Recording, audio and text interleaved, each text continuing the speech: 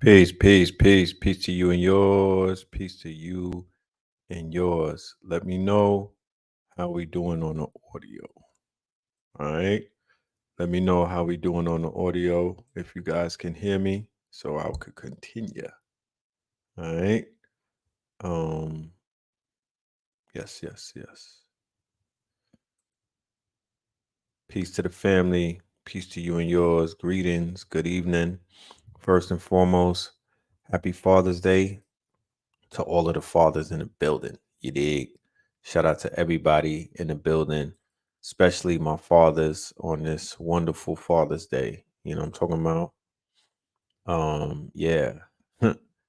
You know how it is.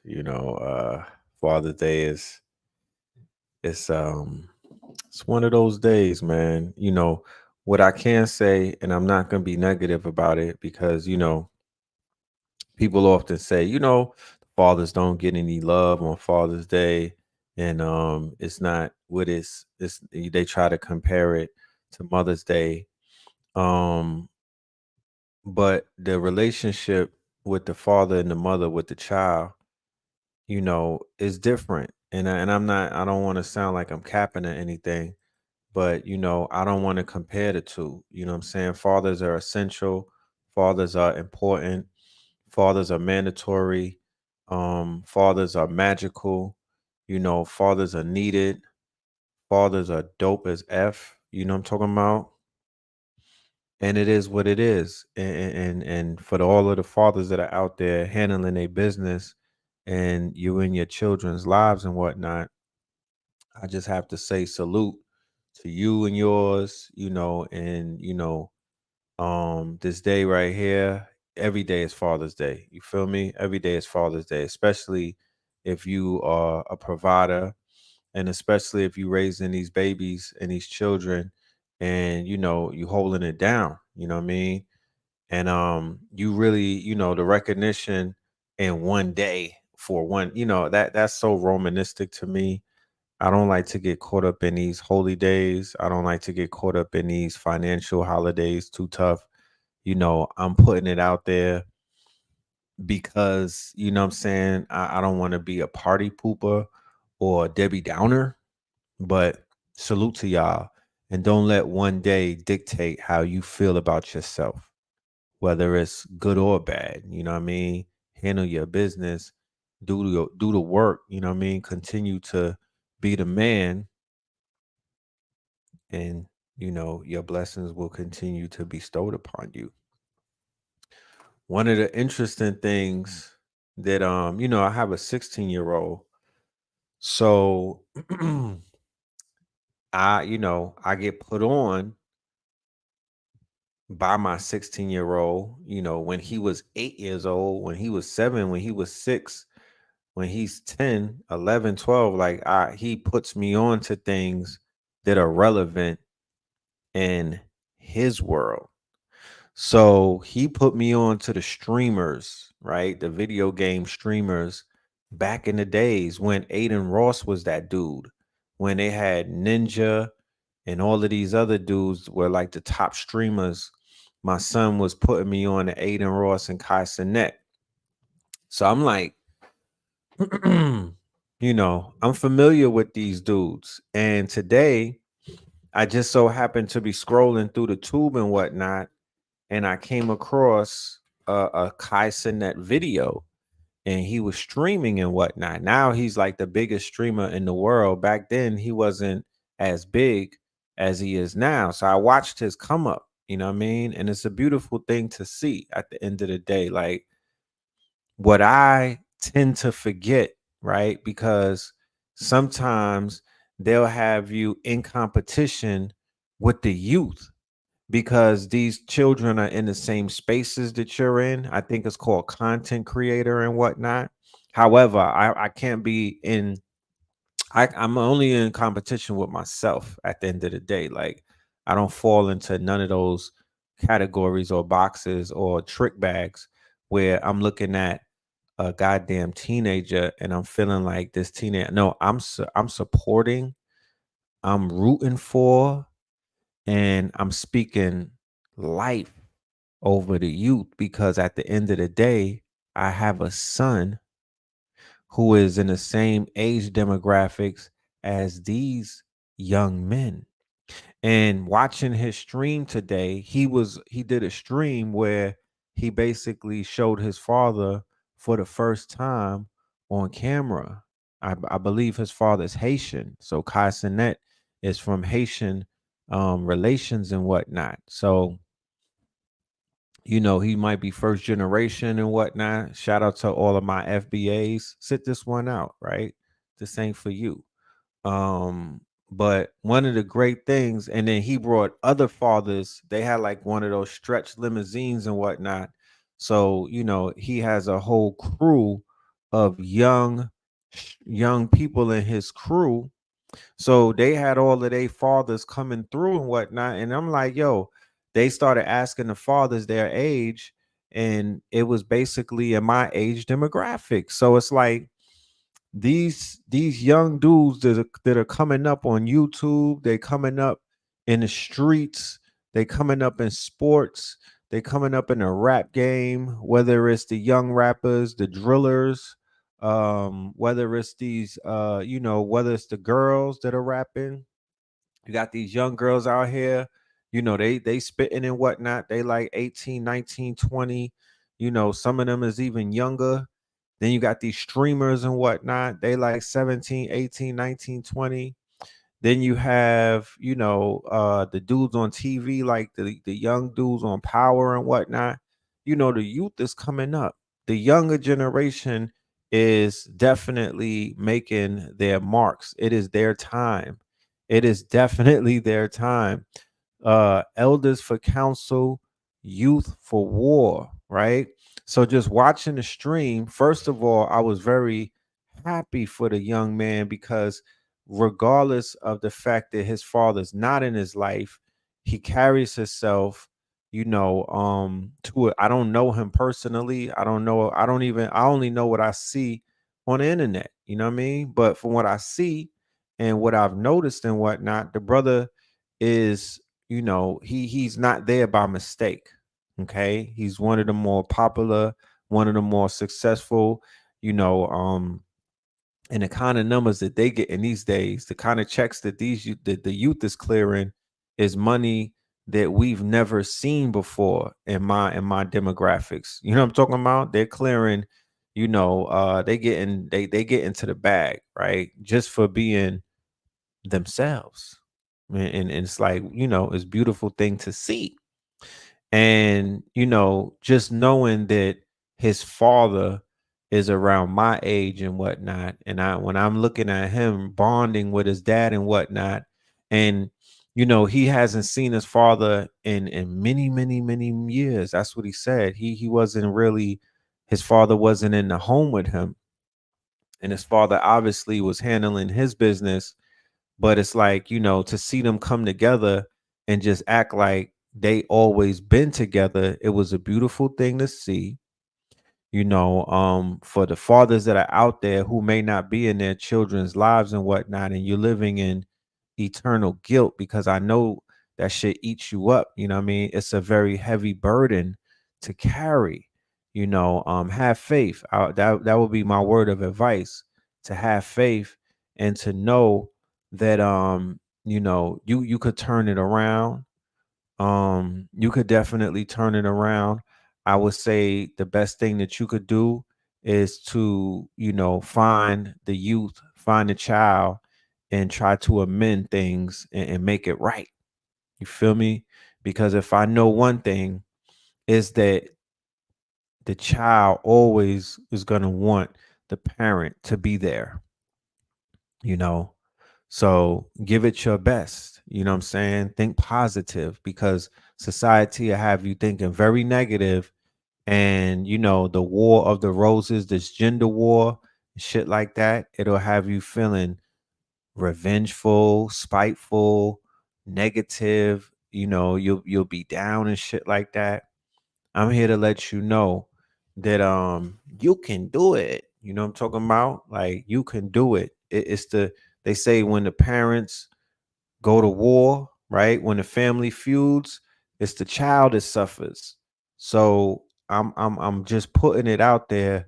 If they gave me three wishes right now, if a genie popped up and gave me three wishes, one of those wishes that I will put out there is to heal the hearts and the minds of children going through the trauma, because that's very important.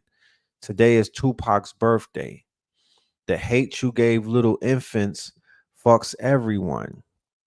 And what we see in society these days, especially from my vantage point, because keep in mind, like I said, I came up in the 90s, and people in my age group, right, my generation, they went through a tumultuous time through the crack wars and whatever other wars that they have that don't even have names to them and whatnot. And a lot of lives were lost, right? The 94 crime bill put a lot of adults in jail, a lot of fathers, and they were not in their children's lives. They were having children early when I was coming up, right? So this is the rise of the teenage mothers. Before that shit on MTV with the teenage moms and all of that, because when it was a boom, it was a baby boom of young mothers when we were coming up. I don't know. I do know that in my father's and my mother's time, they were having babies young too, but I don't think it was to the level of our generation when these children were having children. I think that my generation, it might have doubled with my generation, and then it tripled afterwards. And now, I don't know the statistics now, but I know that it's still up there and whatnot. So a lot of children grew up without their dads. I'm just saying, a lot of these dudes that are out here going crazy in the streets, a lot of the dudes that are out here, hurting shit, stepping on things and smacking things, therapy. Okay, therapy. They need hugs. Some of them need their father figure. They need their real dad, their biological, or they need a father figure, somebody that they can respect. That's why you see a lot of people gravitating to gangs. They gravitate into anything that's dealing with brotherhood. You feel me? And unfortunately, we don't have these kind of organizations in our hoods and whatnot. We don't have groups and whatnot that are really leaning on a real positive path, like organizations that are dealing with financial, empowerment, or organizations that are like dealing with building with your hands and shit like that. We don't have a lot of that. We don't have a lot of that. The baby mamas need healing too. You are absolutely correct. I don't want to make this thing a one-sided thing. We all need healing. The baby mamas, the baby fathers, and the babies. You feel me? We need healing, real deep cellular type healing. Not that surface shit either. Not, oh, come and sit on my couch and tell me your problems. And we got 99 of those. We need healing. We need a miracle. We need a miracle. Whatever it's going to take, we need to take the risk and go ahead and try our best to grab that shit, because one of the things that you cannot shake and one of the things that you can't just put away is pain and trauma. It stays with you. You don't want your heart to be heavier than that feather. So, we should be moving in a direction to lighten up our hearts and whatnot. And one of the things as a parent that will lighten up our hearts is the love of our progeny, our seeds. You feel me? It's a healing type of love. You feel me? It is a healing type of love. And I wish that on every parent that can hear my voice, I wish that you are bathed in the love of your children. I can't say unconditional, because love, when it comes to the children, my nigga, it's conditional. It's not unconditional. I don't know. I used to say that, but this love is conditional with these children. It comes with conditions. You dig? So, you know, I hope we meet those conditions. You feel me? And I pray And tonight I'm gonna get on my knees before I go to sleep, and I'm gonna pray that I could find a community. It might not be this one. I want to find a community where the parents are more active in working with each other, so the parents could stand on stronger legs, so we could do something for our children. You feel me? Unfortunately, I've been in this community for like 20 years, and this is not the community that does that.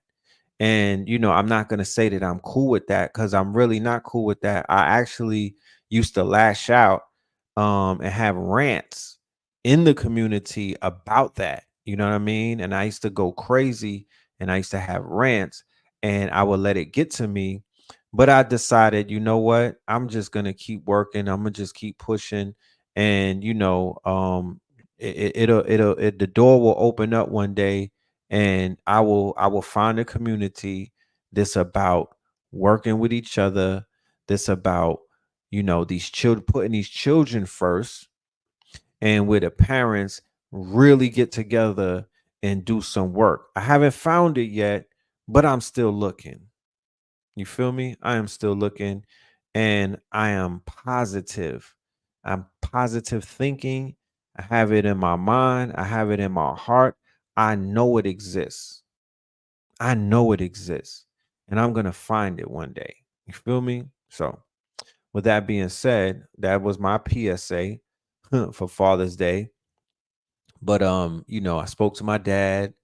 That was a beautiful thing. I spoke to all of my children. That was a beautiful thing. And everything is good. You know what I'm saying? All is well. You know what I mean? All is well that ends well. Um, for all of the people that are out there. And I got a lot of people sending me happy Father's Day texts and everything. I was very busy today. I was doing a lot of editing. I wasn't able to answer everybody. And I wasn't even able to send out mad text messages and whatnot. So I use my platform right here to give my brothers that are out there and let them know I see you. I really respect y'all. You feel me? And when I say that I haven't found a community, it doesn't exclude the fact that I found in this community some stand-up individuals who are great fathers, who have really, really helped me in my parenthood years and whatnot.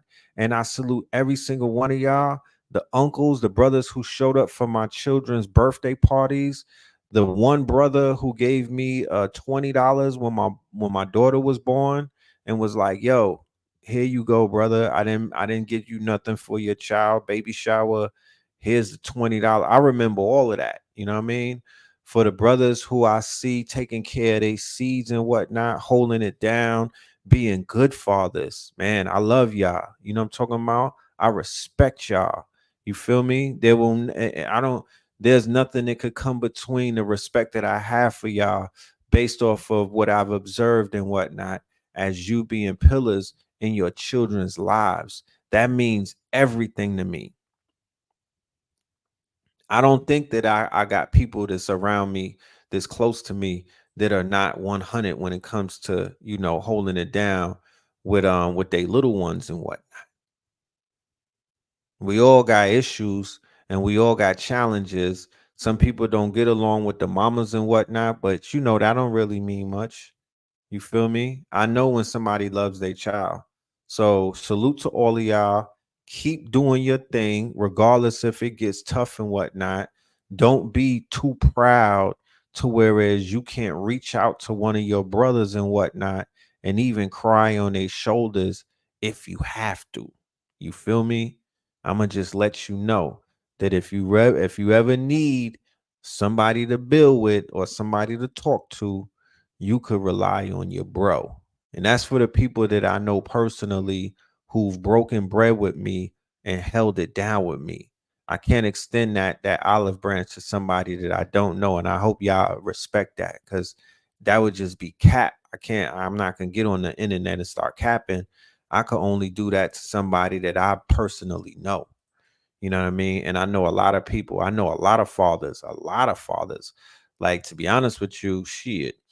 maybe 80% of the men that I know are fathers. You know what I mean? So, in lieu of this recent challenge that we are all facing, if you're not a father to a 16-year-old, I mean an 18-year-old, or if you're not a father to, a child that's between 18 and 26, 9 times out of 10, that might be your nephew, or you have somebody in your extended family that's in that age demographic. So today I put a video up based off of the show that I did last night, Sacrilegious. What was that? Not Sacrilegious Sundays, Saturday Night Live and whatnot. So I did an edit and whatnot. YouTube took the video down because there was an image of a child soldier smoking cigarettes in the beginning of the video, and they literally removed my video and hit me with a warning and whatnot. And then they was like, "Yo, we don't promote negative images of children and with drug use." And I'm like, "What the fuck is drugs?" I appealed it, but in my mind, I'm like, "Fam, I just watched mad videos where they had children toting guns, smoking weed. What are we doing? Like, are you fucking serious, YouTube?" I have a special place in my heart. I don't use the word hate and throw it around, but whoever this out, if it's an algorithm or it's some person, some damn hook nose sitting around, I hate these people on YouTube, bro. I really do. I have a certain type of hate towards these people because of their censorship and the fact that they out here being hypocrites. YouTube is a platform that promotes black death, black degeneracy. You know what I'm talking about? Black killers, drillers, drug use, gang banging, you name it. This is what they known for. They've been amplifying the most vilest, quote unquote, degenerate behavior of our people. Liar Cohen and all of them. And they have the caucasity and the nerve to try to censor my video as if I'm out here trying to fuck with people. They just didn't like the fact that I was cutting into their ass. But you know, you said if you appeal, them bitches will really flag it. Yeah, I could do nothing but appeal it because they took the shit down. I just put it up. I must have spent about 5 or 6 hours editing that shit. You know what I'm talking about? And they went ahead and removed it. And I'm like, bro, y'all must be, y'all, them people, boy, them people, boy, they got something coming to them. You know what I mean? They got something coming to them. I want to play it right now, but I have to be mindful, and I promise you, it's like y'all are the ones that keep me from crashing out because I like to talk to my KT aliens. I need an outlet in which to communicate and build with the people and whatnot. So it's the people that's keeping me from really crashing out and just turning the hell up and just keeping me a little bit calm and whatnot. Cause these people is out here pushing buttons. But it's all good, man. It's all good. It is what it is. You just have to take the bumps and the bruises and keep it moving because there's nothing that they're going to do to stop me. You know what I mean? I don't care. There's not a thing that they could do to stop this shit. This train has already left the station. You know what I'm talking about? This train has already left the station. And the more that they show their hands, the more that they're going to open up brand new avenues and brand new platforms so we could really shine and do our thing. Somebody told me that Twitter was the place to go when you don't want to be censored. But, like I said on the last show, I'm going to give it a shot with that thing called Spaces. I'm going to do the Spaces and whatnot. But it is on the video that I'm speaking of. It is on it's right here on my Instagram. So y'all could go and check that out. It's right there. It's going viral. You feel me? It's on the gram. Um, so yeah, you could go ahead and check that out. My page is Phil_Moreland. I'll put that in the chat for anybody that wants to go to the IG. I'll put that there. And for my Patreons, it's definitely on Patreon. So we'll check it out there. But yeah. Yeah, the algorithm is weird as hell. The algorithm is weird as hell. You said Twitter is kind of the FBI, and Twitter will make a bag instead of addressing the real deal and say that that's yeah. I'm not. I'm gonna keep it a buck. I'm not really. Um. I'm not really a Twitter person. I'm not really a Twitter person. I have to. I have to kind of like figure this Twitter thing out. You know what I'm talking about? I gotta figure this Twitter thing out. You feel me? I don't even know what the appeal is. You feel me? I don't even know what the appeal is with Twitter. I'm still trying to figure it out. But people have different experiences on Twitter that I guess that I have. Yeah, so it is what it is. You said your Twitter is all black. My Twitter was all AI and nerds and shit. Like the white people, I ain't gonna lie. I've never got so much free stuff in my life from Europeans and Nordics than when I was on Twitter. Twitter's like Twitter's like a non-for-profit, my nigga, without all of the red tape. Twitter be giving away the goods. The white boys be giving up mad free game and free everything. You feel me? That's really what I be on Twitter. And you don't even have to, it's not even a finesse. It's like you just in the right place at the right time and they be giving it up. KTL Plus Live would be dope. Where on Twitter? When you mean on Spaces or you know Twitter kind of pimp? I can have 100 plus, and then of course TikTok. And then of course TikTok, and that's I don't even want to do TikTok because they're getting rid of this shit. So it's like I don't want to gas myself up and and be on there and then they pull the plug. I'm building up a following and then I gotta just the shit goes black. I ain't with all of that. That's a waste of my energy. This shit right here is a lot of energy. I don't know if y'all realize it or not. You know what I mean? Oh, you said live shows on KTL Plus platform. We are definitely moving to do that. Let me give y'all the link for Connect to Your City. We are definitely going to be doing some live streams on that. That's coming up soon. Like I said, we want to bring back that whole format that we were doing in New York City when we interviewing people right then and there. You know what I mean? Pulling up on them and getting that footage right out the streets.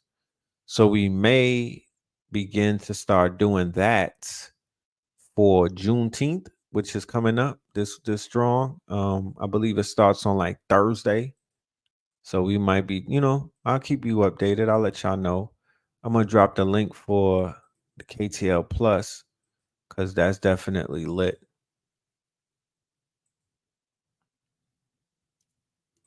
Yeah, here we go. ConnectToYourCity.com. I put the link in the chat. I encourage all of y'all to go ahead and go over to our platform, our broadcast platform, tap into that, and you will not be you will be definitely pleased. We have our archives over there. So I heard about Twitter. They said Elon opened it up. You know what I mean? They said Elon opened it up on Twitter. And there's no censorship. You know what I mean? They say they let everything out. And I mean, that's what's up. That's what's up. My algorithm is different though, because I definitely don't see whatever that everything is. My algorithm is kid friendly. I don't have no type of crazy shit on my algorithm on Twitter. And to be honest with you, I don't need it. I don't need it. I don't need no debauchery. You feel me? I don't need none of that. I need information. I need information. Straight like that. I'm good on all that other shit. So Tank won the fight. You feel me? Tank punished that boy. After the live last night, I went and watched the fight, Tank and Frank. And yeah, that southpaw. You feel me? That southpaw. They said damn near all of the champs right now is all southpaw. That deadly left. You know what I'm saying? That motherfucking southpaw. Y'all better watch out for that. You know? Everybody out here right-handed, you getting your shit cracked and whatnot. Y'all ain't ready for them southpaws. That boy 135 with a powerful fucking. He got it. His power is crazy. That's why they call him Tank. He was taking the punishment. Pause. He was eating them things like Scooby snacks. He was walking right through it. You know what I mean?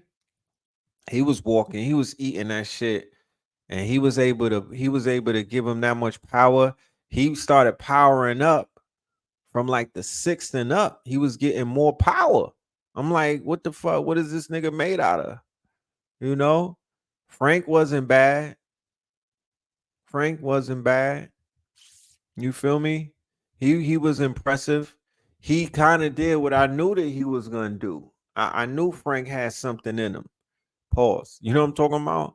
I knew that Frank wasn't just gonna get in the ring and just be a bum running around and looking all crazy. Mm-mm. I knew he was gonna do something, and that he did. He just couldn't maintain it, And to be honest with you, I'm not even a super duper big Tank fan, but I already know that is his strategy from the many fights that I've seen going back to Garcia. They were like, even the commentators were like, that's his strategy. That's what he's known for. He'll let you wear yourself down. He has more stamina than the average, you know? But salute to his trainers. I felt bad when I seen them niggas with AB. You dig? I felt real bad when I seen them with AB and whatnot. I'm left-handed too. Yeah, I'm left-handed too. He a left-handed Scorpio.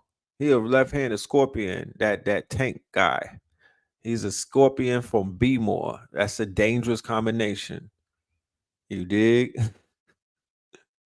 That is a dangerous combination. But yeah, he put that boy in them ropes and he went to town on his ass. He went to town on his ass. Pause, pause, pause. Oh, we got the left-handed gang in the building. Okay. The left hand. Yeah, yeah, yeah. Yeah, yeah. That's Southpaw. You know what I'm talking about? That's Southpaw. Put your ass to sleep. You dig? Put your ass to sleep real quick. I used to get teased for being a lefty, but the lefties, we done had a resurgence and shit. You dig? We got a resurgence. We different. Just the way that I think. I'm a left-handed thinker. You know, I could tell by the way that I think that the hand that you use, it has it has an impact on how you think, because my left-handed thinking or my left-hand path, a lot of people is unrelatable to a lot of people. And then being a Scorpio or a Scorpion, it kind of like falls in line. Like, it would only be right that a damn Scorpion would be left-handed. You know, the left-handed basketball players, yeah, they be cutting up too. I didn't know we had so many lefties in the building. Shout out to all of y'all. Shout out to all of the lefties. You feel me? Salute to every single one of y'all. So yeah, that was a good fight. That was a good fight. I want to see Tank and Shakur. I could stomach Tank and Garcia one more time. You know that wouldn't be. Not a matter of fact, scrap that. I don't know about this Garcia dude, man. He's giving off mad fraudulent vibes to me. I don't know. They said him and what's my dude? Is his name Lomo? What's the nigga name from the Ukraine? I want to see that right there. I want to see that. I want to see that right there. That's gonna be a shootout. You said Obama's a lefty? Nah. Blue is right-handed. Blue is right-handed. Lomachenko. Yeah, that's gonna be one for the books right there. I want to see some put him to sleep though. Fuck a decision. I want to see him put him to sleep. Knock his head off. That's what I want to see. You feel me? We got a lot of lefties. We got a lot of lucky lefties in here. Let me find out. That's what's up, man. That's what's up. Okay, we getting orders for When in Rome. Yo, When in Rome is gonna be crazy. When in Rome is gonna be crazy. Let me just share with you how crazy this whole buildup for When in Rome. We got Blue Pill on Melanin Monday tomorrow, right? He's coming with Mr. Law 44. He's coming with a ton of receipts. Right now, he's in the gym listening to Tupac, blacking out, listening to Machiavelli album, doing wild push-ups. You know how Blue give it up. I think Blue could be a prize fighter if he really put his mind into it. I don't know if he's old enough. I mean, I don't know if he's past that age and whatnot.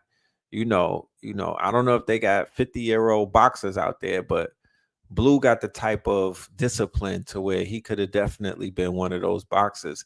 This nigga's like 135. That's still fucking with me. Like, how sway? These is, you know what I mean? I mean, once again, you can't sleep on nobody's weight. The weight don't got nothing to do with the power. It don't got nothing to do with the power. Them Bruce Lee type of dudes, they will take you to the clinic. They wire your jaw. But 135, I'm like, damn, you real light in the pocket, bro. You know what I'm talking about? And it's a short nigga. Tank, what is he, like 5'3"? He like Prodigy. My goodness. He's mad short. But yeah, Blue is in the gym getting ready for Melanin Monday tomorrow. You feel me? Blue is in the gym. He got his receipts and whatnot. He's coming with it. He's gonna cook. Matter of fact, I caught a little bit of his sermon this morning and whatnot. Pope Pablo showed up. You feel me? And he was kicking ass. He was lining shit up. So just the simple fact that they passed this bill with Congress, right? Okay, we got Drake in the building. You with Adonis tonight? Shalom. He with Adonis. You know what I'm talking about? We got Drake. Aubrey pulled up. So just the fact that they passed the draft automatic, quote unquote. Let me just show a clip. You know what I mean? Check this out. You know what I'm talking about? I had something better for you, but obviously the American government is sick and tired of you niggas and they ready to cut the fucking numbers down. Monkey in the middle. I told you before. People is like, oh, Red Pill, what does this have to do with us? Why are you talking to us about the Zionists? What does this have to do with us? We have enough problems at home. Oh, really? Well, according to Uncle Sam, my nigga, you got new problems. It's called World War III. And you need to get familiar with what the fuck is going on, because this one right here is a spiritual war. This ain't no regular war, family. Little Timmy Hayru, Offset McDonald. Little nigga playing video games in his room all the time. Yeah. he's going to war. But this war right here gonna be on a video game type of level. They playing VR, AR. It's gonna be like Call of Duty. And you know, they got 3 years old, they got a little 3-year-old spanking niggas on Call of Duty right now. They nice with it. They flying drones, they doing all kind of stuff. Call of Duty, war. What's all of the video games? Those semi-simulation video games. Oh, they ready for war. Modern warfare. Oh, they've been training you little guys. Oh man, damn. They've been waiting. They've been getting you right. War's here. Russia's on the border. Yeah, I'm gonna just leave it at that. You dig? Yeah, man. You know, shit is real. And the fact that they passed this draft, like, this is some Roman shit right here. This is some Roman shit right here, bro. Like, this is literally winning Rome. This is the most Romanistic shit that you can ever see in your life. The fact that they are going to be sending young men, mandatory, and women's, right? Young men and women to this conflict, right? They're going to sacrifice a whole generation, allegedly. Because when you think about it, there's no other reason why they are going ahead and passing this bill to make this draft automatic. Because keep in mind, over there, and guess who's going to be, keep in mind, over there in Is It Real? They have mandatory service, 2 years. For anybody that's a citizen, you have to get your hands dirty and whatnot. And I'm beginning to see that these are it was them, because they control Congress and they control the politics. They in the pockets of these politicians. It was them. It was them that did that. They were like, yo, there's 2 reasons. There's more reasons, of course, but there's 2 dominant reasons that stand out to me personally. One, when you look at the protests that are taking place on college campuses around America, and I've said this on a few shows, that there's going to be a reaction from the top, right? Because these people who are being exposed on these campuses during these protests, from the Ivy League schools all the way down to the community colleges, you're talking about these people have a level of fragility. The people that are being exposed that I'm talking about, the real estate agents, aka hook nose, you know who I'm talking about. Their response to these college campuses exposing them and turning on them and setting up these tents and whatnot on the campuses and disrupting classes and whatnot, and then having these quote unquote rallies. Their way to get back to these students is by putting them in the war. Their ways of quieting this quote unquote tide of exposing or exposure that can, they're like, we have to do something about these students. They're too woke and whatnot. They're going to threaten our mere existence. Like, they have the power to do that. And then Is It Real is like, these people right here are useless to us at this point. This younger generation, they're too woke. They're too woke. We can't do business with them in the future. We can't hedge our future on these Americans because they have woken up. Same thing that started taking place in the 1960s. When the college campuses were erupting with quote unquote information and wokeness, when these young quote unquote Americans begin to do more research and they begin to expose the government and they begin to expose the people who are behind the government and these quote unquote invisible hands and whatnot that were in the pockets of the government. They were like, yo, send them to send them, let's start up these conflicts over there in Asia and Vietnam and send all of them niggas over there.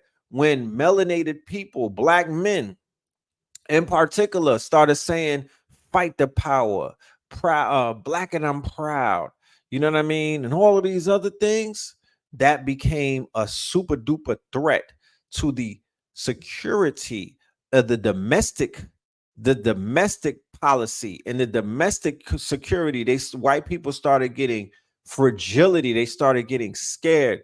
They were beginning to feel like something was going to happen. So they had to do something and they had to send these quote unquote expendable people somewhere, and they sent them over there to that war. There was like a setup. Your nephew is being deployed next year to go to Ukraine. That's crazy.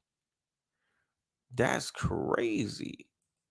So yes, the protests in the 60s at Berkeley, right? And they had them shootings and whatnot, shit like that. So I'm like, when you think of, I mean, really think about it. Yes, they put the blacks on the front line immediately. The blacks they are considered what is called cannon fodder. They are frontliners. They don't put them in the back. They put them on the front line, and they are sacrifices. So this is a new round of that. The numbers are getting too much. It's like we can't feed these people. We don't have no need for them. The AI is taking over the jobs. The AI that we're going to talk about tonight, the name of this show is called Pope and AI. It's a play on words like open AI, but this time it's Pope and AI. And we're going to talk about the Pope and his historic his historic um announcement that he had over this strong end at the G7 summit that takes place in Italy, the same place where Babylon, where Rome is at, right? He addressed the G7 summit. This is the first standing pope to ever do that in history.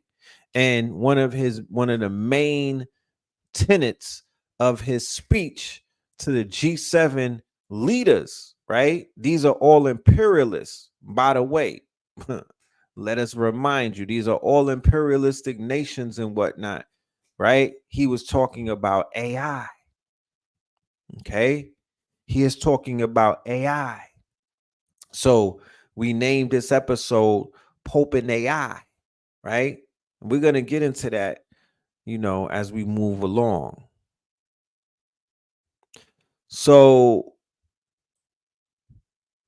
we've been working with veterans in Atlanta at a spot in Marietta, right? Called American Legion.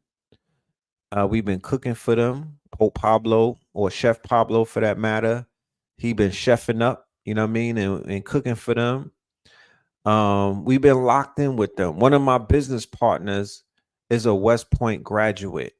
So I could never get on the internet and talk crazy about the veterans, because the veterans, right, who went to war and who fought for this country and who are a part of the armed services, they are great people. I have nothing negative and nothing dishonorable to say about these stand-up individuals. I salute them. And that's 1,000. I salute them. My critique would be against Uncle Sam, because I'm a veteran, of a spiritual war. I'm a veteran of the drug war. I was never a drug dealer. I never touched drugs. Um, the only drugs that I probably ever did was a little bit of marijuana. I'm talking about some cannabis. You know what I'm saying? I've never been into no hard drugs, and I never sold drugs. I never really wanted to do that. That was something that never really was fancied my boat. I couldn't stand outside under the street light and go hand in hand and sell drugs to niggas' parents. Like that wasn't something that I was like, I can't sleep at night. I need to get this crack into my friend's mother's hands. Because when I was coming up, I guess they got young crackheads now. But when I was coming up and when crack was on the scene making its debut and whatnot, it was affecting parents, not my age. The people my age wasn't smoking crack. They do now, right? 15 and the same age that they out here recruiting people. Now they stay on, shout out to famous Dex and you niggas, like that type of junkie, right? We didn't necessarily have that. The parents, the OGs, theoretic or really the Vietnam veterans and the World War II veterans and the Korean War veterans.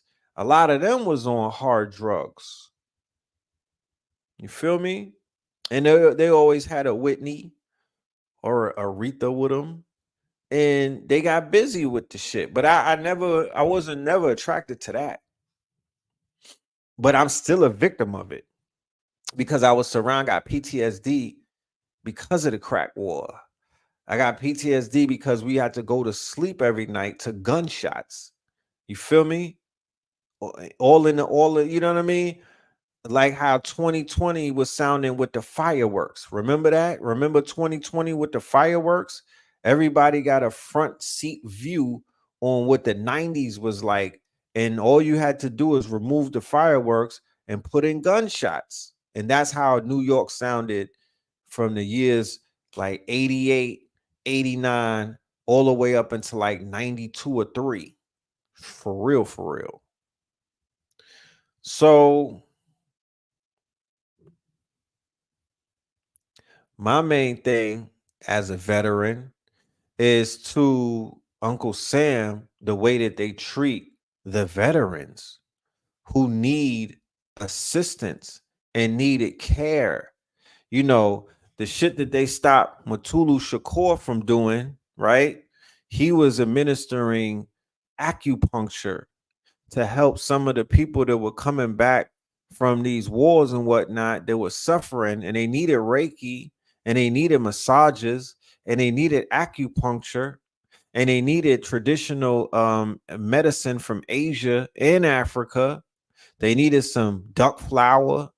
They needed some cascara. They needed to deworm and whatnot, eating them fucking rations, you know, eating them rations. But I'm gonna keep it a buck with you. And my mom's even blew me up on Sinetta TV. I was gonna sign up to the armed services around 16 because I was a problem child. You know what I mean? I was getting into trouble and whatnot. And the judge was like, yo, if you don't want to go to jail, you know what I'm saying? We're gonna recommend that you go to the army or the armed forces. And I was like,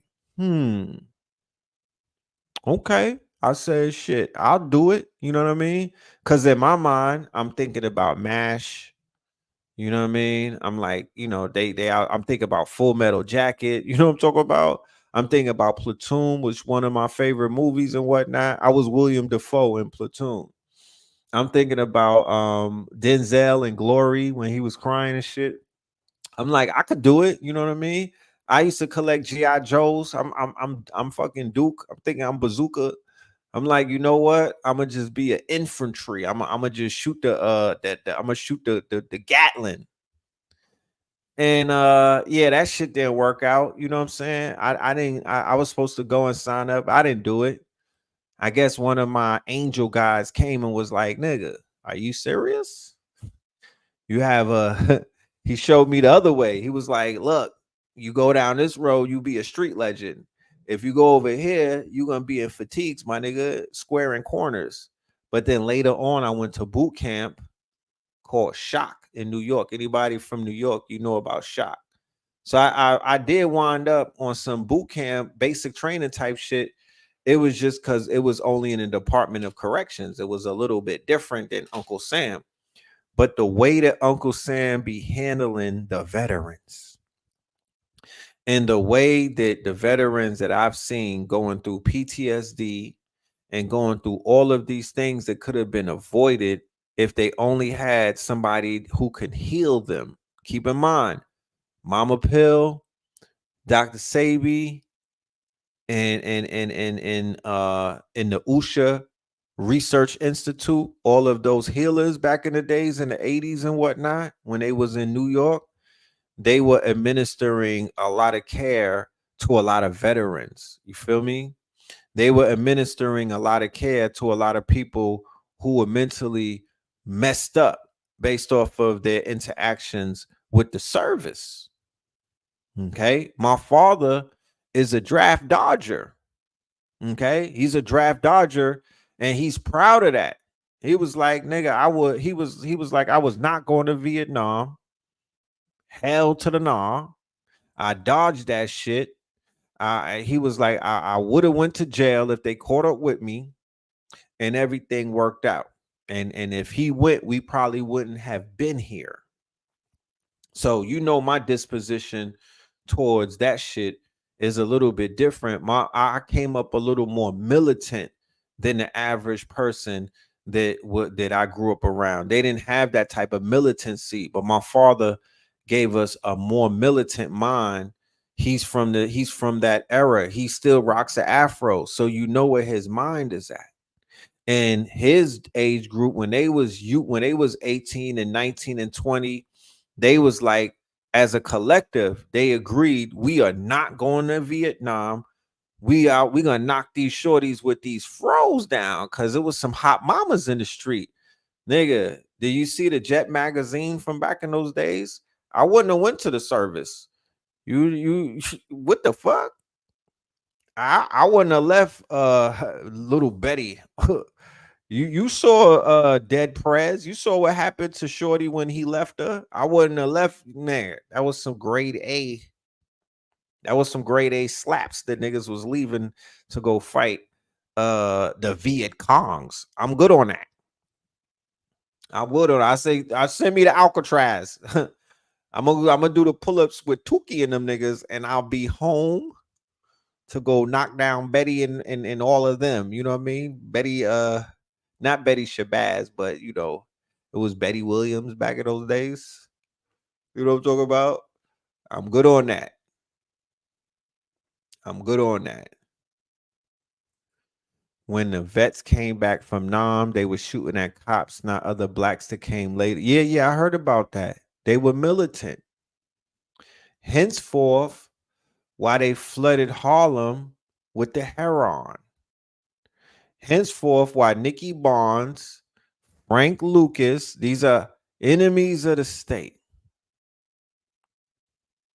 Enemies of the state. Because of what they did to some stand-up individuals and whatnot. Keep in mind, the revolutionaries were against the dope dealers and the pimps. They were not in tandem. They was not locked in with them like that.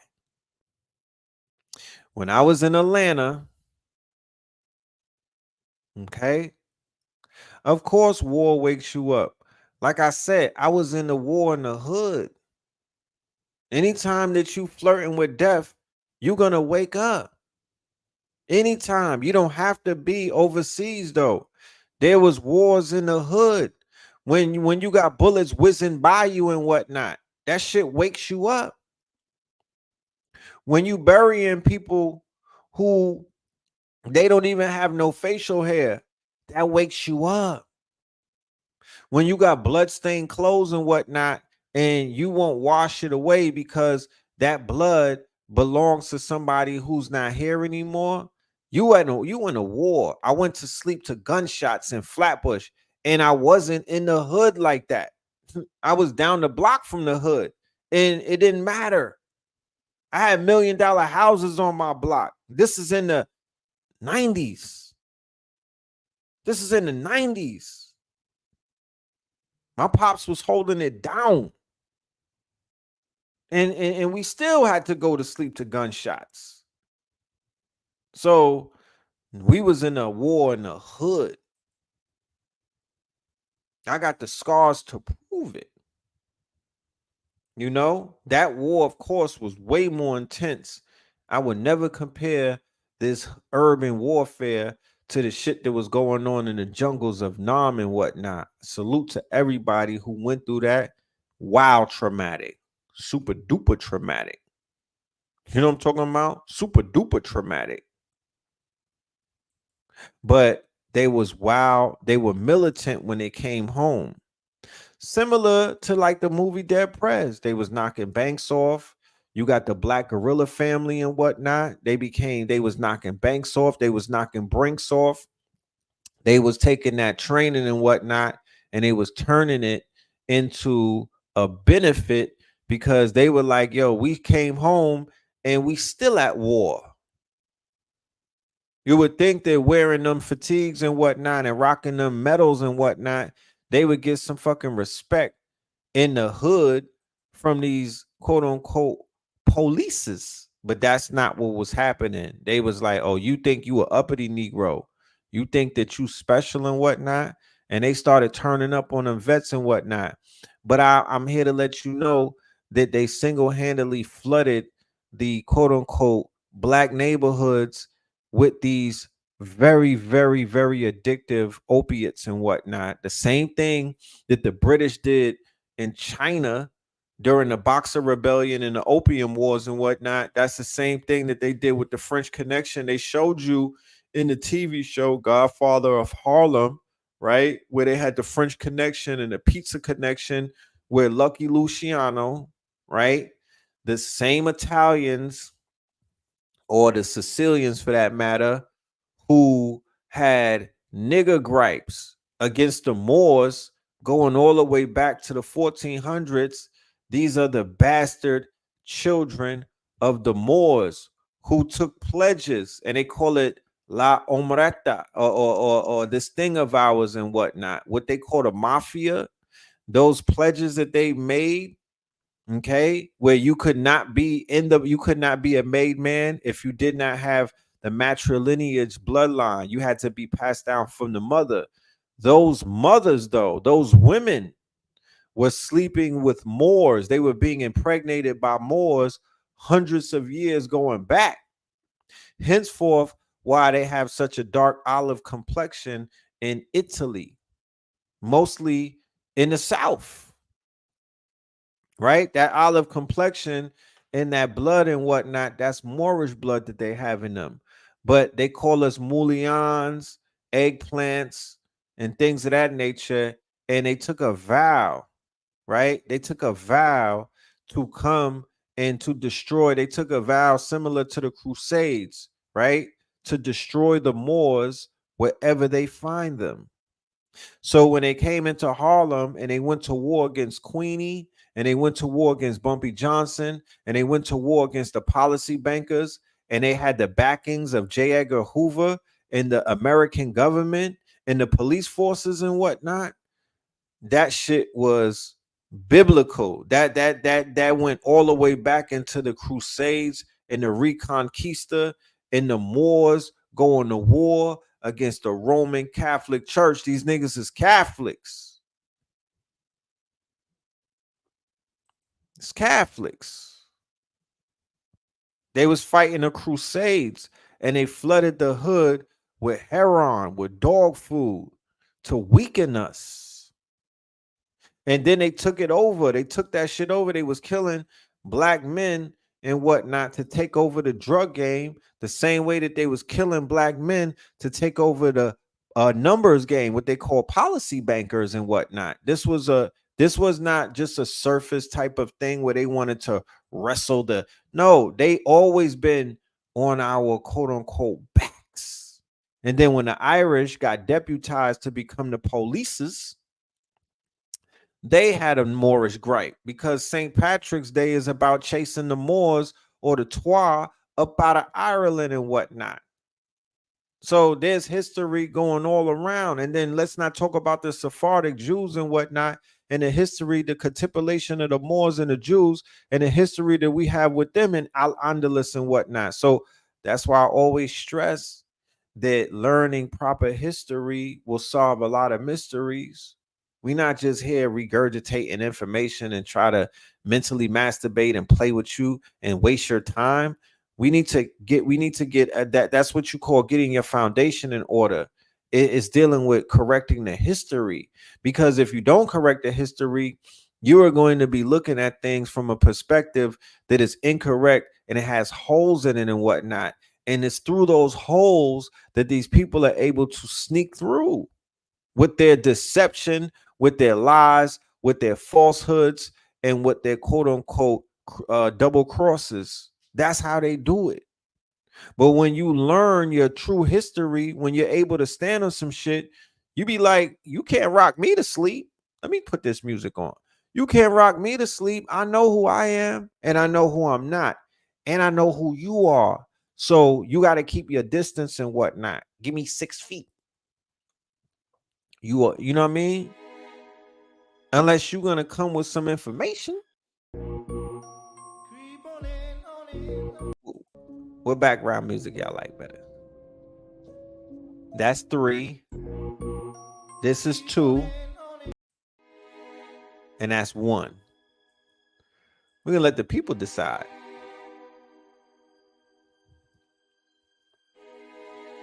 We're gonna let the people decide. So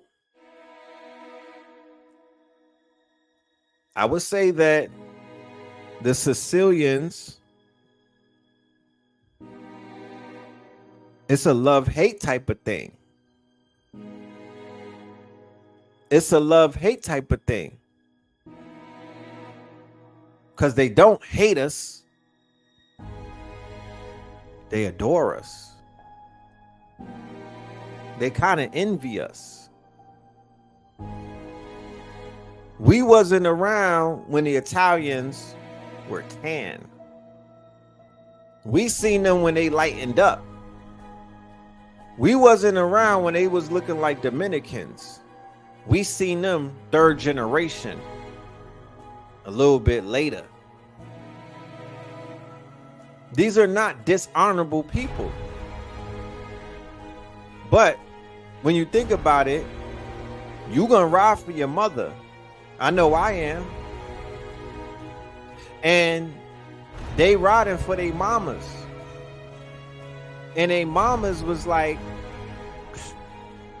listen, the niggas is the ops.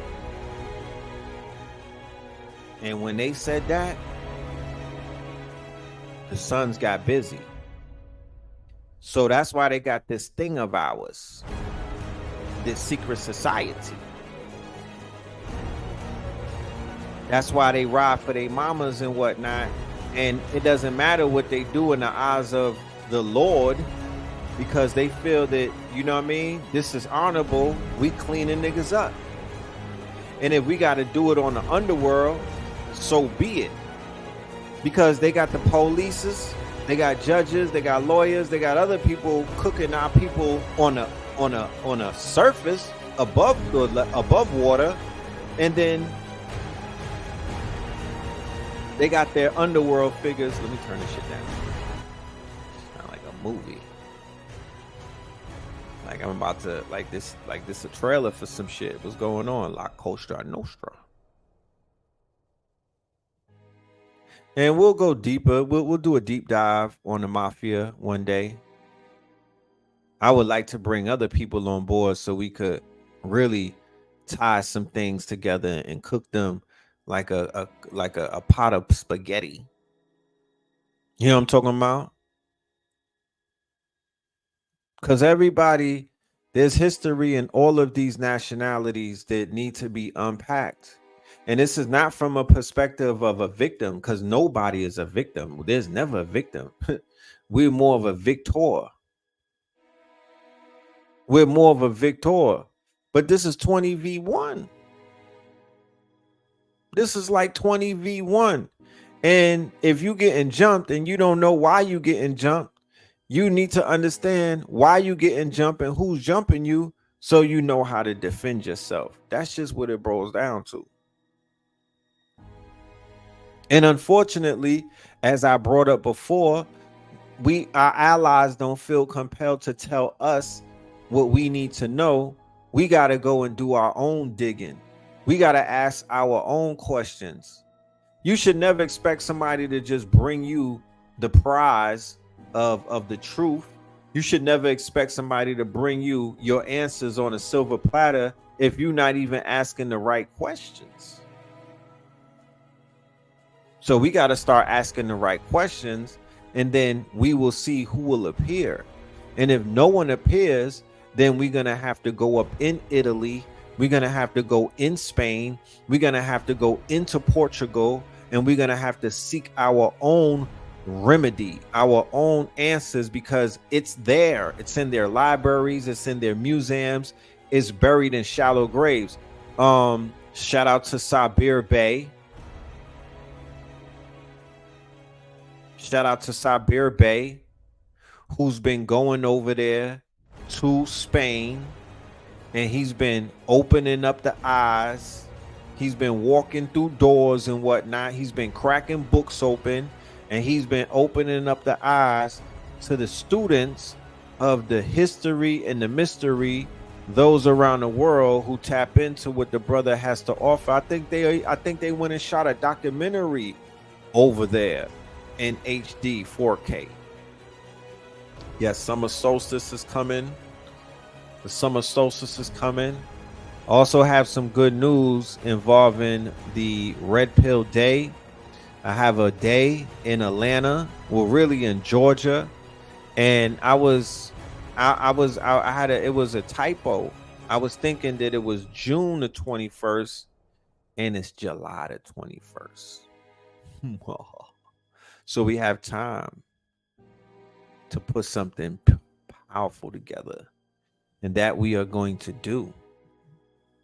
We're going to put together a celebration on Red Pill Day. This day, this ain't something that I made up either. This is actually a real day. I have a proclamation. I'll show you the plaque that when I decide to turn the camera on. And yeah, it's lit, you know what I mean? So for my proclamation day, what I intend on doing, because I don't really want to work on a day that's basically dedicated to me and the work that I've been doing. What I want to do is I want to celebrate everybody that's been doing good business with me for the past year.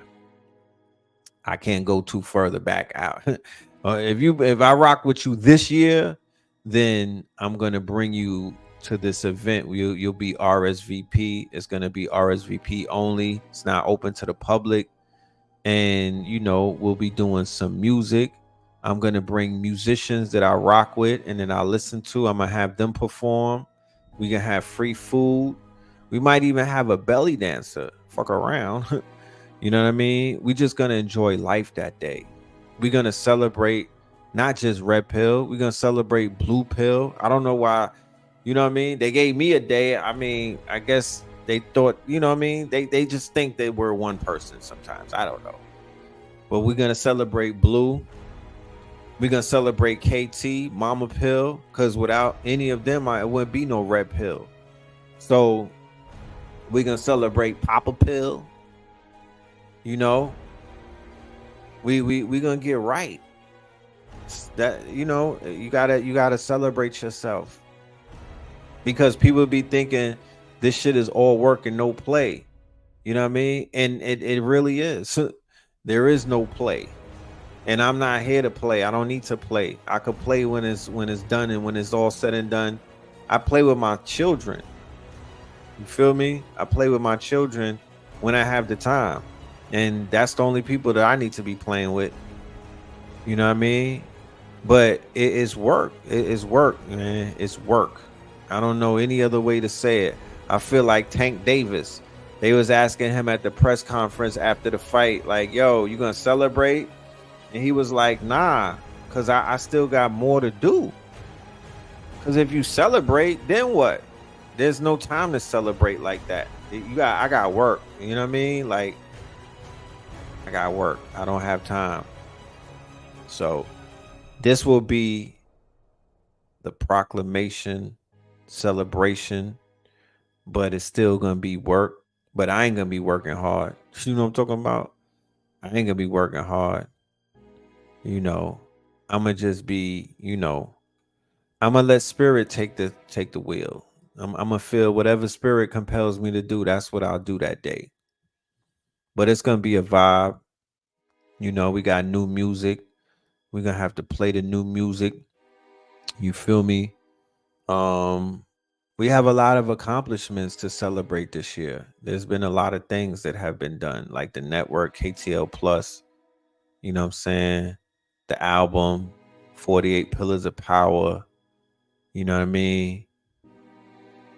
The babies, I want to have all of my little ones there, all of my children there to celebrate them.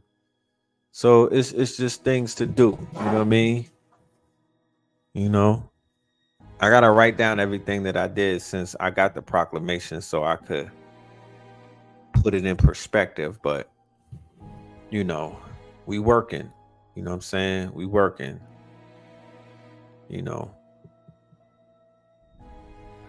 But let's get into this thing with the Pope. You know what I'm talking about? Let's get into this thing with the Pope. All right, let's check this out. So, this is the Vatican news. So, I know that they'll be kind of biased and whatnot, but check this out.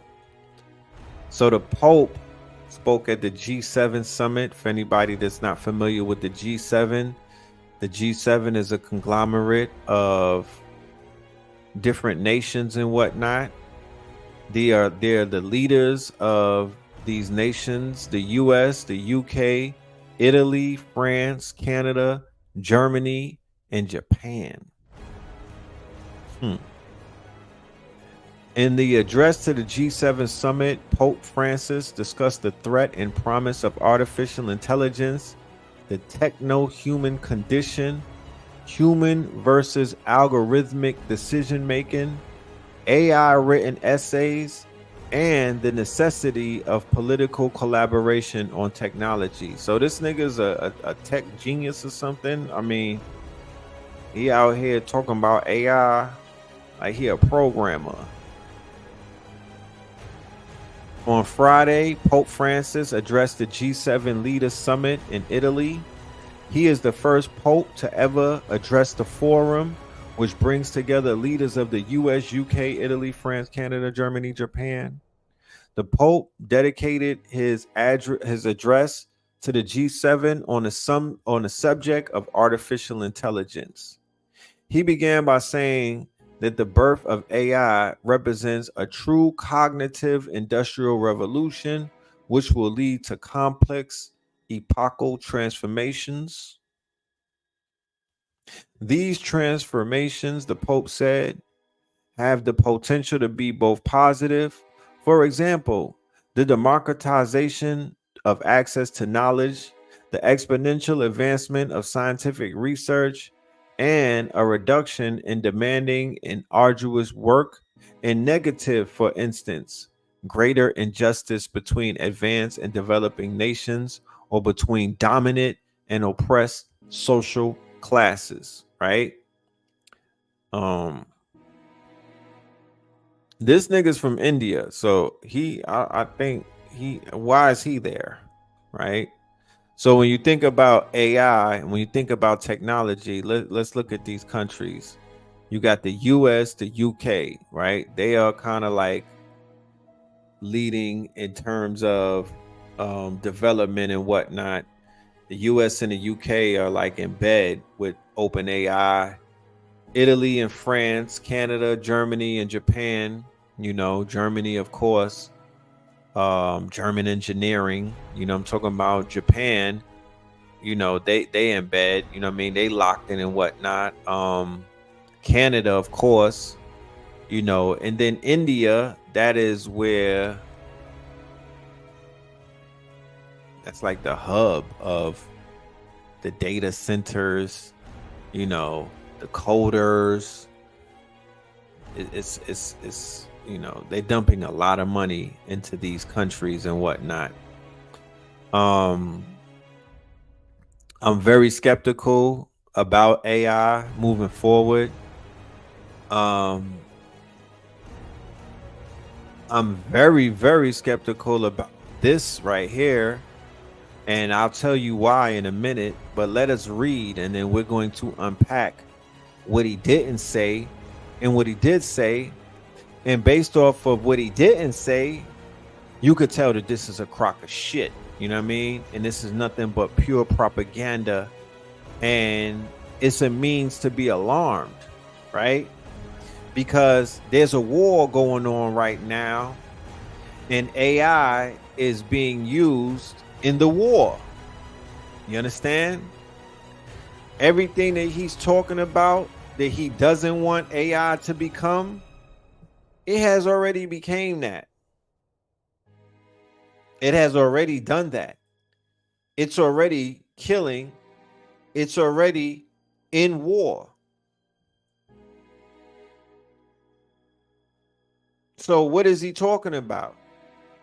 It's committing atrocities as we speak. So Red Pill can't know about this and the Pope don't know.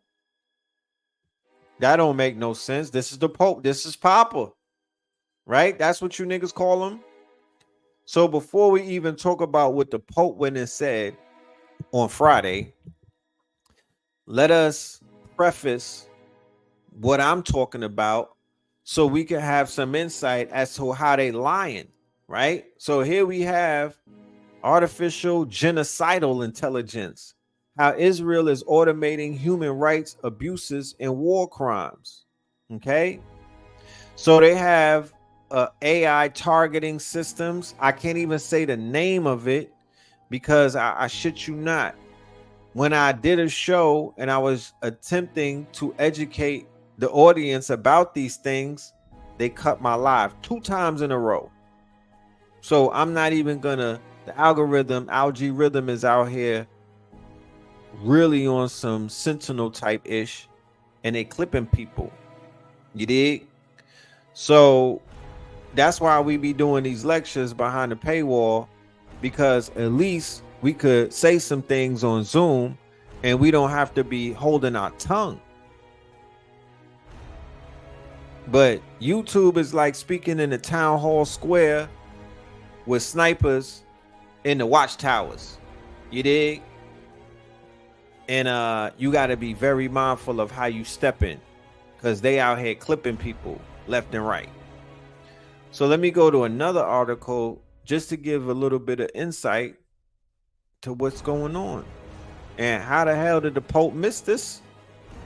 I know he kind of old and whatnot, but goddamn it, where your research team at? I can't be out here running laps around you, sir. And you supposed to be with the information. Either that or it's all cap. And you're doing what I'm seeing. I'm beginning to see how these people play their game. They're playing a waiting game, or they're playing a quote unquote hide your hand type of game. What I mean by that is they're playing a waiting game because they'll be like, yo, we don't want the machine. We don't want this person to do this. We want to, you know, how they had the ICC. We want to put this person on. We want to put this country on trial. So while they do a trial for 4 months, they let the atrocities take place during those 4 months. And then they kind of like ignore the atrocities. They ignore the genocide. They ignore a lot of things, and they drag their feet. They waste mad time, and then they'll come and lay down an empty verdict, something that has no merit, it has no weight, and it doesn't do anything. So this article is 2 months old, right? So here you go. They got articles upon articles to show you that the AI is working against these people, and it is responsible for these families being unalived on a mass scale. They're not doing this on their own over there. They've been able to ramp up the body count to where it's 37,000 based off of the fact that they're using new technology. This is a new quote unquote war. This is a new way of fighting war. This is a new quote unquote, we entered into a new era of warfare. No other war will be fought in the quote unquote unconventional way after this. Everything from this point on is going to be fought. Every war, every conflict in this war, in this World War III that they're cooking up, this, like I said before, this is only the groundwork. They're laying the foundations. This is a dress rehearsal. This is not the beginning. This is not the end of what you're going to see if they have it their way. We're going to have to do a lot of meditating and whatnot. But if they have it their way, this is going to continue to move forward because they have a lot of ops that they've identified and whatnot. And, you know, it is what it is. You know what I mean? Like I said before, the only thing that you're seeing taking place is an open air, quote unquote, trade show for weapons. This is an open air trade show for weapons. They are displaying the Iron Dome laser technology. They are displaying drone technology. That's why you had all of those drones coming from Iran and they shot them down and whatnot. All of these nations are displaying their weaponry for the highest bidder.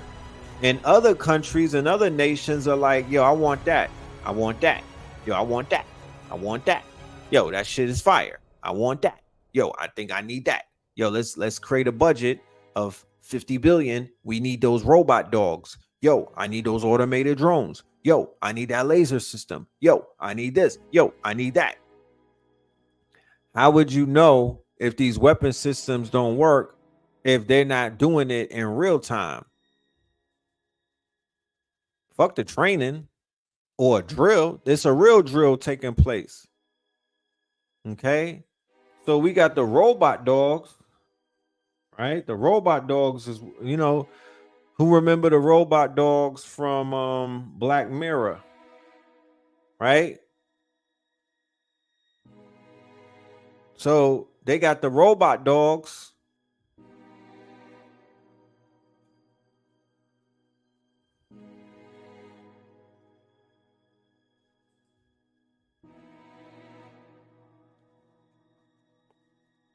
And I'm only showing you this to show you that the Pope is doing cognitive dissonance. He's not standing on business. He's just doing window dressing. Because if he went there to address the G7 and he's not pulling out these articles, then you know that it's a crock of shit.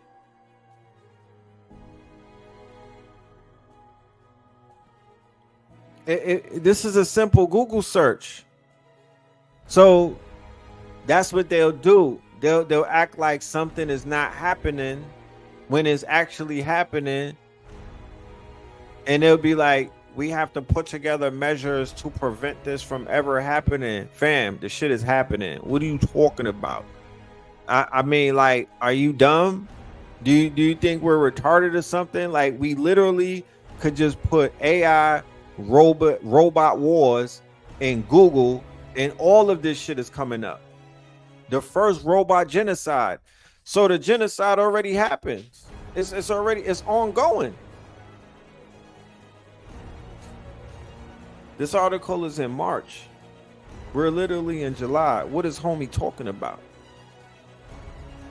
Like, what parallel universe is he living in?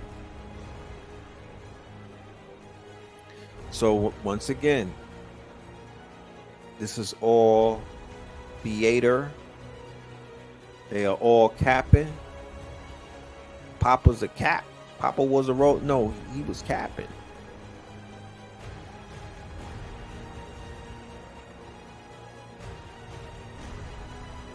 If you would have asked me what they call the Antichrist is AI,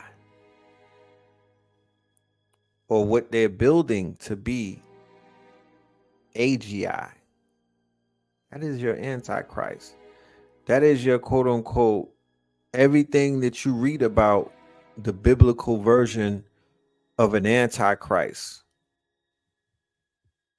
It all checks those boxes. The all-knowing, the all-seeing, the omnipotent. Once these machines begin to think for themselves, once these machines begin to quote unquote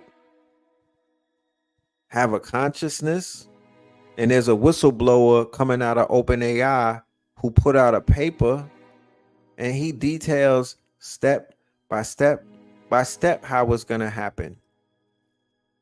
I think the year that he was aiming for was 2030, or maybe before that. So on a world stage, in front of developing nations and in front of reporters and in front of the world, this man got up there and started capping. Okay? So I can't take anything that he says seriously. This is all window dressing. You understand? The fact that Elon Musk told you about him. I told you about the 4 pale horsemen: Elon, Zuckerberg, Horowitz, and Thiel. The 4 pale horsemen.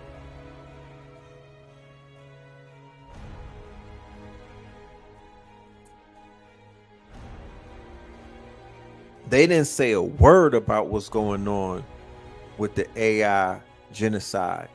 They made all of this ruckus about, oh, we have to be mindful of the AI. We have to be careful of the AI. We need to stop the development of the AI. All of this cap that they was doing. We have 200 scientists signed a letter. We have 50 this and that.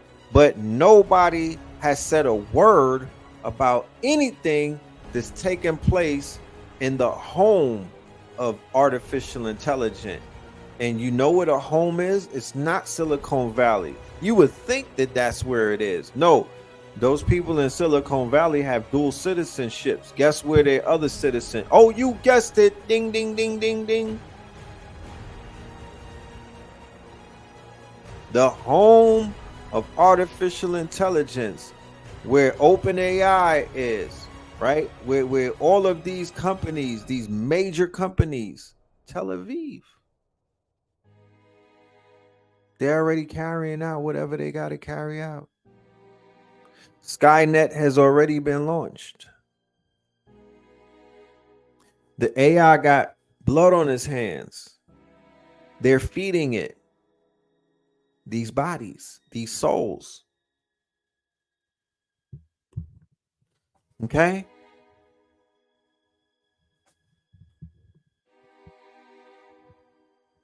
This shit crazy. And like I said, the Pope is up there capping.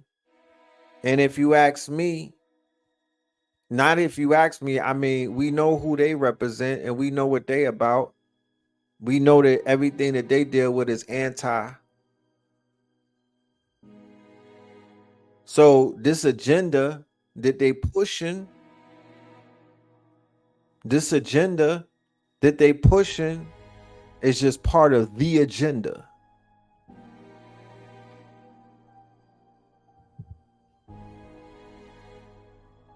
It's just a part of the agenda. You could see it clearly.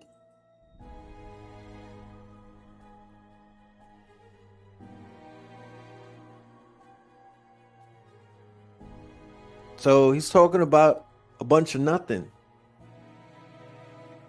Al Gore ethics.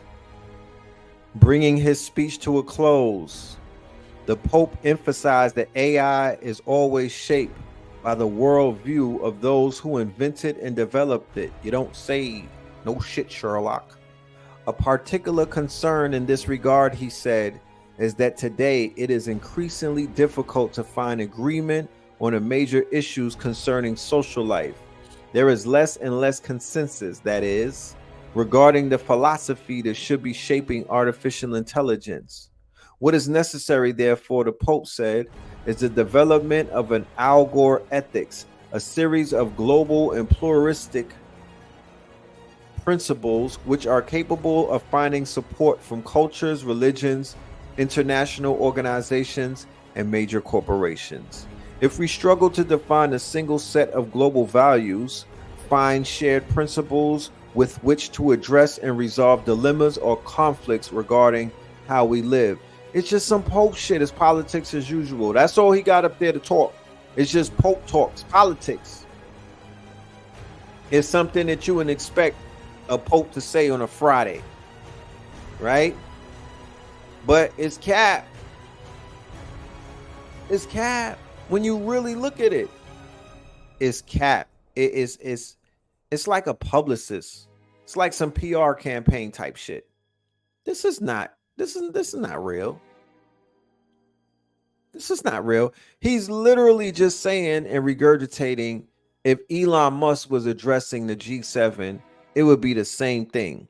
If Sam Altman or, any one of these quote unquote names that will get publicity and whatnot, he's just saying the same thing. Is all prepared.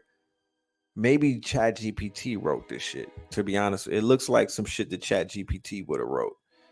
It's not real. Okay. So the full text of his address is here. I'm going to click on it. Okay. Let me see.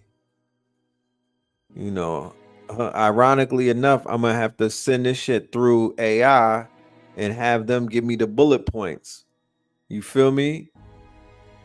But this is the speech. Let me see. It's translated. Yeah, let me see. Translated in Portuguese and Italian. Where's the English? Oh, here you go. I'll read this tonight. I'm not going to read it right now. I will read it tonight. And of course, this is going to make the lecture. I'm going to extract what I need to extract from it. And it will be a part of the lecture. And if there's some things that I need to talk about tomorrow and Melanin Monday, I'll bring it up. But yeah, it's cap. It's cap. Shit is not real. You know what I'm talking about? It's not real. I know that I promoted the AI when it came out, and I still do. But I will not be blinded by what people in power who want to stay in power. These are imperialists. I will not turn a blind eye to what they're doing with it, because what they're doing with it is they're using it, or they're attempting to utilize it to maintain control, full control. Think about this. You got this draft coming up, right? Where they like, yo, it's mandatory, it's automated. The shit that my dad and them was able to do with Vietnam, where they were draft dodging and whatnot, and they were able to function in society. This new generation is gonna have to really be mindful that AI is gonna be involved this time. Maybe even the blockchain. They're gonna implement some new forms of troubleshooting to make sure that this draft is not dodgeable. Okay. If you plan on taking your child or your children or your loved ones out of the country before they become eligible, you might want to do that very soon. Okay. because my spider sense is telling me that they're going to begin to close those borders and make it very difficult for you to extract your teenager from America if you don't want them to participate in said draft. Nationality is the order of the day. Blasts. You know, blasts. You damn right.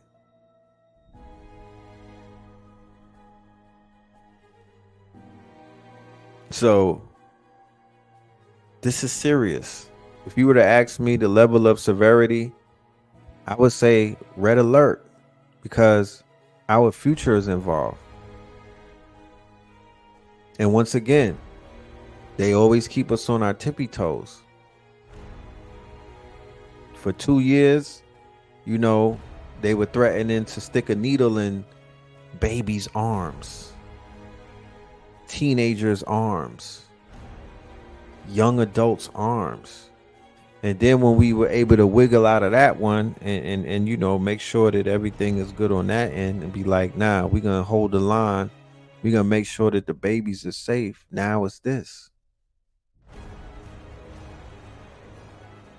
I'm not sending mines to Ukraine. I don't give a fuck what the fuck is going on. Absolutely no. Hell to the MFN. If I gotta break his legs or something, I don't know, but shit, you dig? They're gonna have drag queens as drill instructors. You send your daughter to the art, she ain't coming back. You send her as Henrietta, she coming back as Henry. You know what I mean? It's a shit show waiting to happen. You know what I'm talking about? They're going to be taught by the IDF. That whole Cop City shit, crazy. Now, with this mandatory draft, Cop City begins to make sense. If you don't know what Cop City is, let's look it up.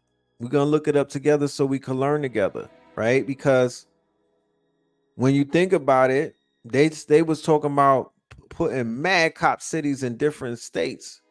And in my mind, I was like, that's a little too much. Right? I'm like, that's a little too much. They're overextending things. Right? But now, when you look at it, right? When you look at it, it makes sense that if they start using Cop City and they start drafting all of these kids and whatnot, they're going to be training them right in these Cop Cities. You know what I'm talking about?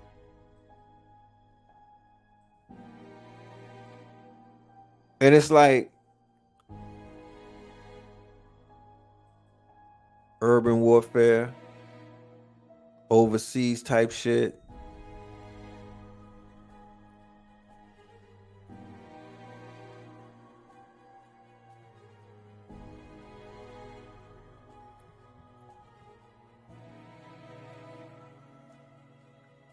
So people have been going hard in Atlanta protesting this whole shit about Cop City.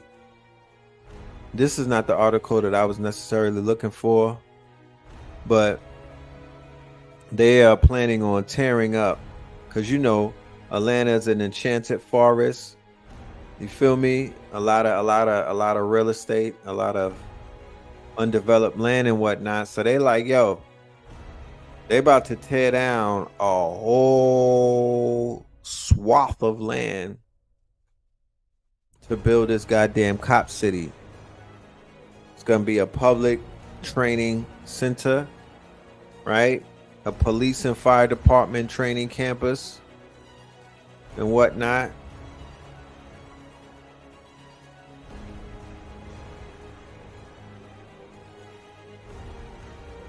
I'm looking for the maps because they had a map to show the other Cop cities that they were intending on building and whatnot.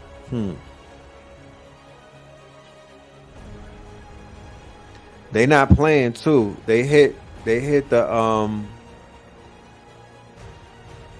whatchamacallit,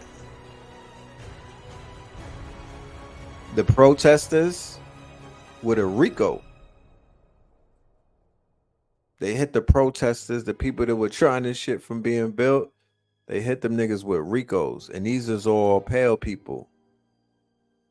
You feel me? They hit them niggas with the RICO, and they bodied one of them, like blatantly. You know, they called a state of emergency when the shit went down in Atlanta.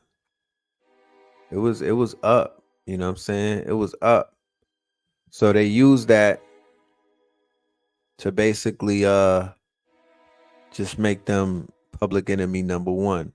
So when you start talking that Cop City shit in Atlanta, you know, these man, these black police, bro, I ain't even gonna start. These niggas is something else. You know, but you're gonna have Fanny and them niggas on your tail. You know what I'm talking about?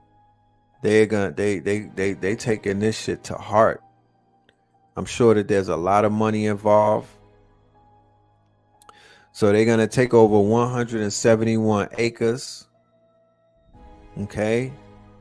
And the training facility is 85 acres. Right? It's gonna cost $90 million. You dig? And yeah, it will officially create a police state inside of Atlanta, you know. And to be honest with you, that's yeah, that's a powder keg. And to pour gasoline on it, they are gonna be trained by the IDF. And we know who the IDF is. Those are the baby killers. You know what I'm talking about? That's the Israeli Defense Force. Those are the people that were rolling over children with bulldozers and tying people up and executing them yesterday. You dig? So when I say that I'm kind of done with Atlanta, it's shit like that that has me like, you know what? I'm kind of done. Like, you know, it's cute and everything, but all signs are pointing to, you know, this shit is over for me. You feel me? Somebody else can have it. I'm good. You know what I'm talking about? I'm good. I'm gooch. You know, the work that I did out here, it's legendary. There's other places that need work. You know, this whole Cop City in my backyard, I just don't, you know, I don't want to entertain no shit like that. You know what I mean? I'm good on that. Not to say that I have something to hide or anything, but I don't like police states. That's why I left New York. I just don't like living in police states. You know, I happen to be somebody who is very vocal. I'm a target. I'm outspoken. You know what I mean? I'm under surveillance as it is. So I don't, you know, this shit I don't hobnob with the police, my niggas. You dig? So yeah, they definitely gonna be grabbing up the immigrants and training them to be the new cops. So I promise you, I mean, even with this mandatory draft, the initial draft is not mentioning these migrants or these immigrants, but please believe they're gonna figure out something for them to do. Either they're gonna round them up and they're gonna use these new reserves and whatnot. They're gonna deputize them to go and get these illegal or these migrants. Let me not say the word illegals because that's not what, you know, I don't know. That's weird terminology. But they're gonna use them to round them up, or they're gonna deputize them and give them an offer that they can't refuse. Because the U.S. Army needs bodies. They need bodies. They need cannon fodder. They need cannon fodder. And these people is looking sweeter than bear meat to them. Yeah, they're gonna promise citizenship. They're gonna build them some housing. They might even throw in some veneers in there. Yeah, they might get them for production, like how they use the inmates in New York. They have a company called Core Craft. It's short for Correctional Crafts. They have them building mad shit, making toilet paper, all kind of stuff. They're gonna figure out something for these people who is running around with them eating off them EBT cards and shit like that. They getting them sweet and fat. They can't hit them the minute that they come up in this bitch. They got to get them accustomed. They have to get them drunk on Americana. And then they give them an offer that they can't refuse. You know what I'm talking about?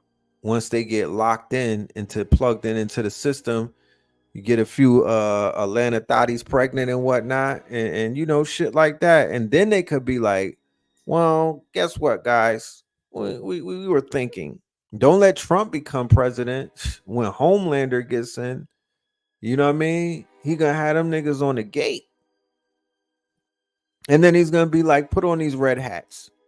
We're gonna make you out of brown shirts or the red shirts. We're gonna make you the standing army. We're gonna make you the, you know what I mean? We're gonna find something for y'all to do. Cause right now, in places like New York and other places, they prostituting them. Don't even think about Uber Eats in New York. You're gonna get ran down on by the Venezuelans and the El Salvadorians. They got that on Lockington. They took that over. Uber Eats, DoorDash. The Africans got that, and the Latin Americans, they took that. They took that. I don't know where else they doing it, but they took that. And then they got the women giving niggas happy endings and whatnot. Yeah, the immigrants is outside. Yo, I ain't gonna. I shit you not. No cap. This is all facts. I'm in New York. Where was I coming from? This was on one of my recent travels. I walked down 42nd Street. My nigga, I almost clutched my pearls. You dig? They was outside one of them hotels. I was about to clutch my purse.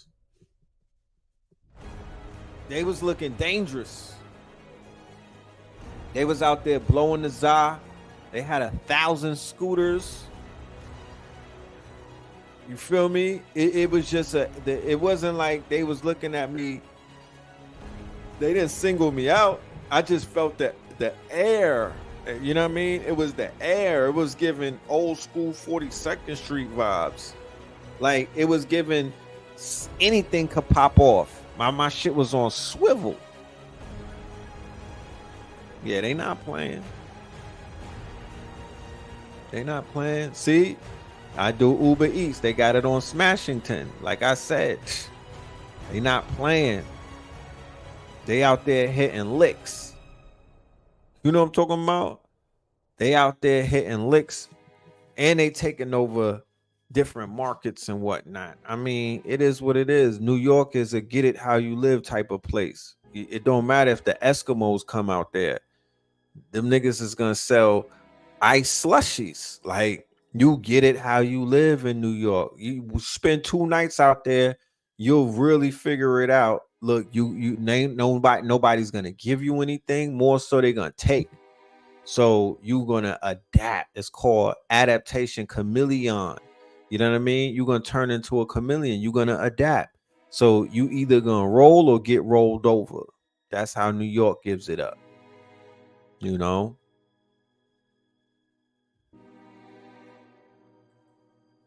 So they pulling out belts, hitting each other. The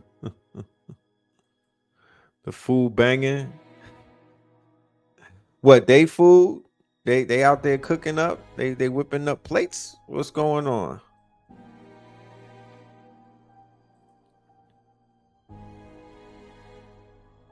Yeah, you see, JB? They on, bro. They was giving that energy. Like, I wish a nigga would. I'm like, stop for law, not in New York. How, Sway? This is the city.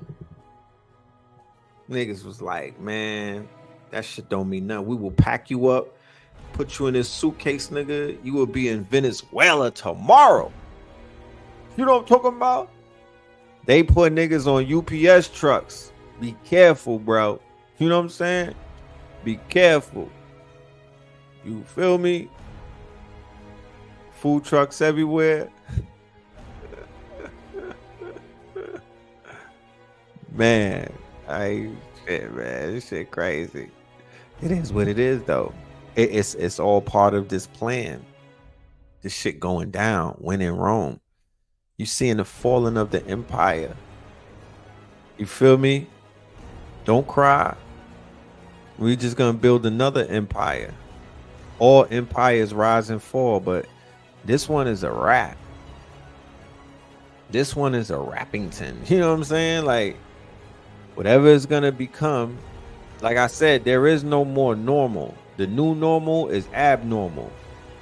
There's no more going back to how it used to be and all. Man, you could reminisce with Mary J. Blige later on, but right now you should be looking forward. I'm not looking backwards, because nothing is what it was. This shit is not going to be normalized. It's not going back to what it was. It's not finna be what you want it to be. It's going to be what you make it.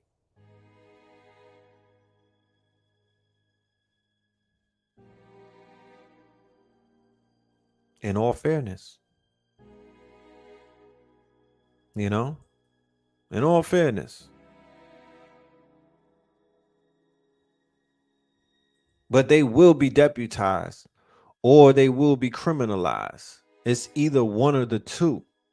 Either they're going to put a badge and a gun in their hand, or they going to put on a badge and a gun and shake them niggas down or hunt them down.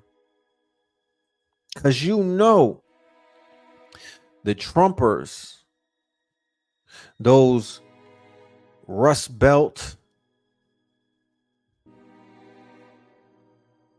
Adirondack Mountain,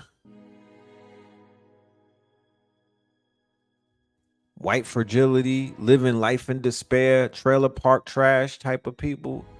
Oh man, they kind of bloodthirsty because they are migrants themselves who came here bloodthirsty, and they was sitting around chilling and whatnot, and then they deputized them, and then they went and caught bodies.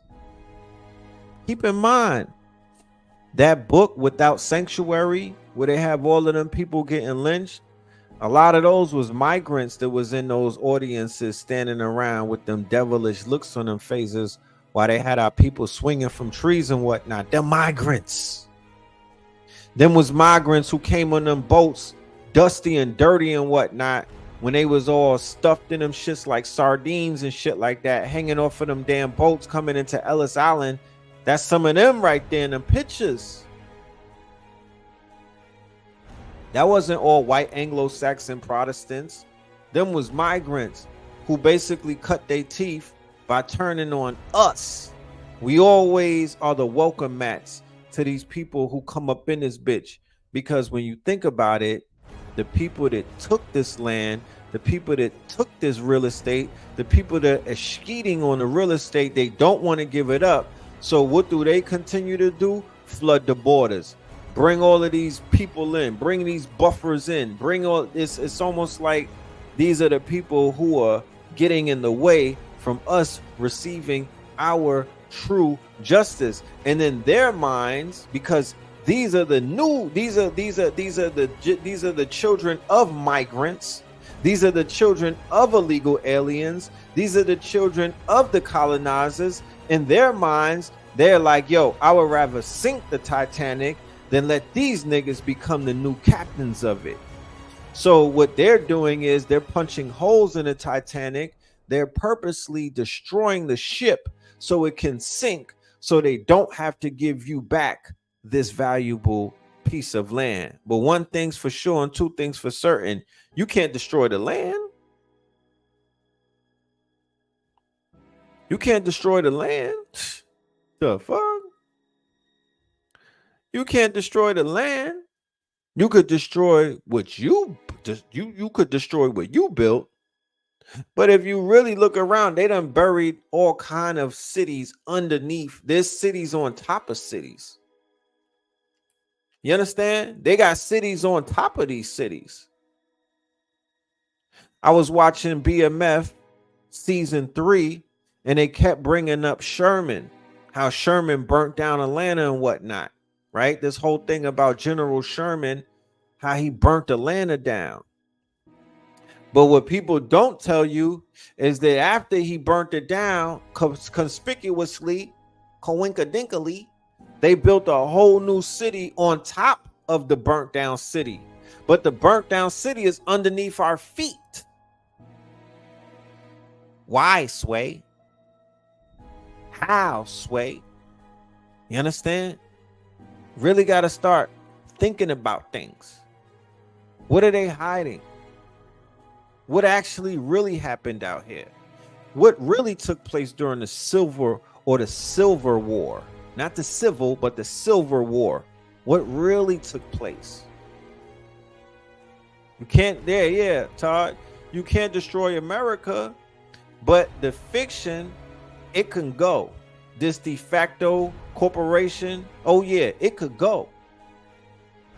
It could go. But they sabotaging whatever they could sabotage because they know that their time is up. Even them people who came up in this bitch through the borders know that their time is up.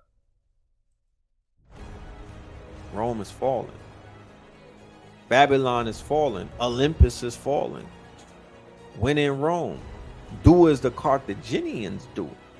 I'm on Hannibal time, nigga. Give back to Caesar what is his. You know what I'm talking about? Give back to Caesar what is his. Is this live? Do a bird fly?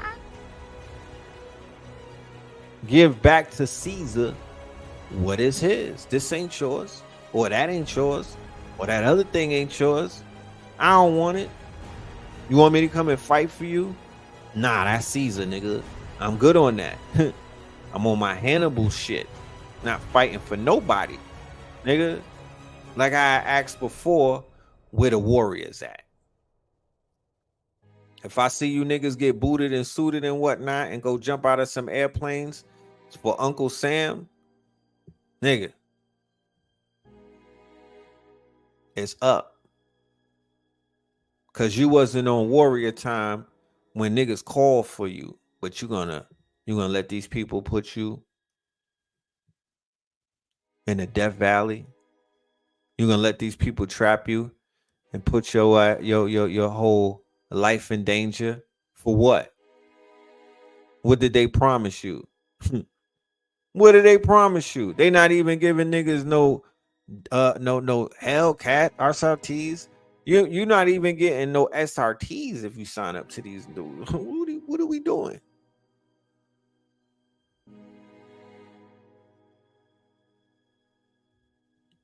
So, shit crazy. What's wrong with Martin Lawrence?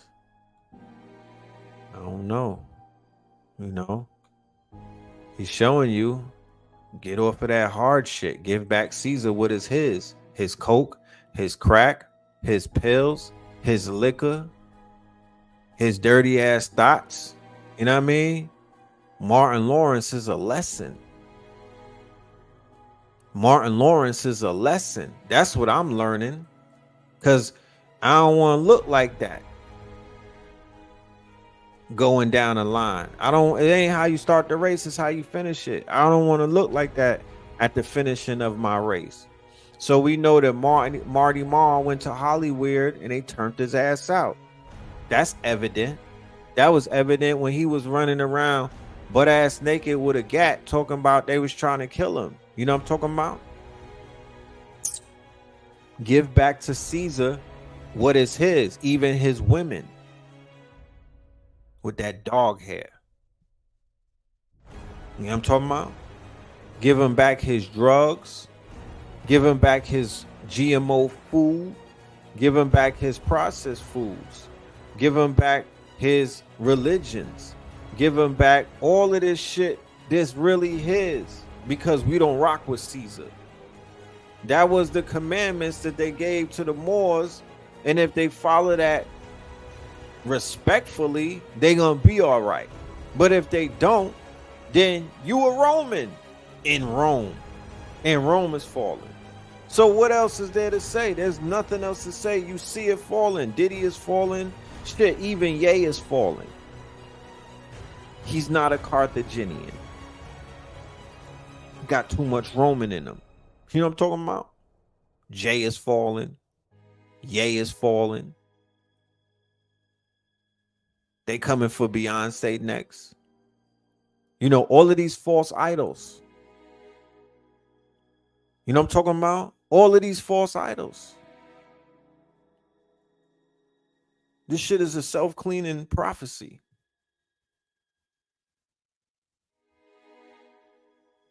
So I don't think there's much more to say.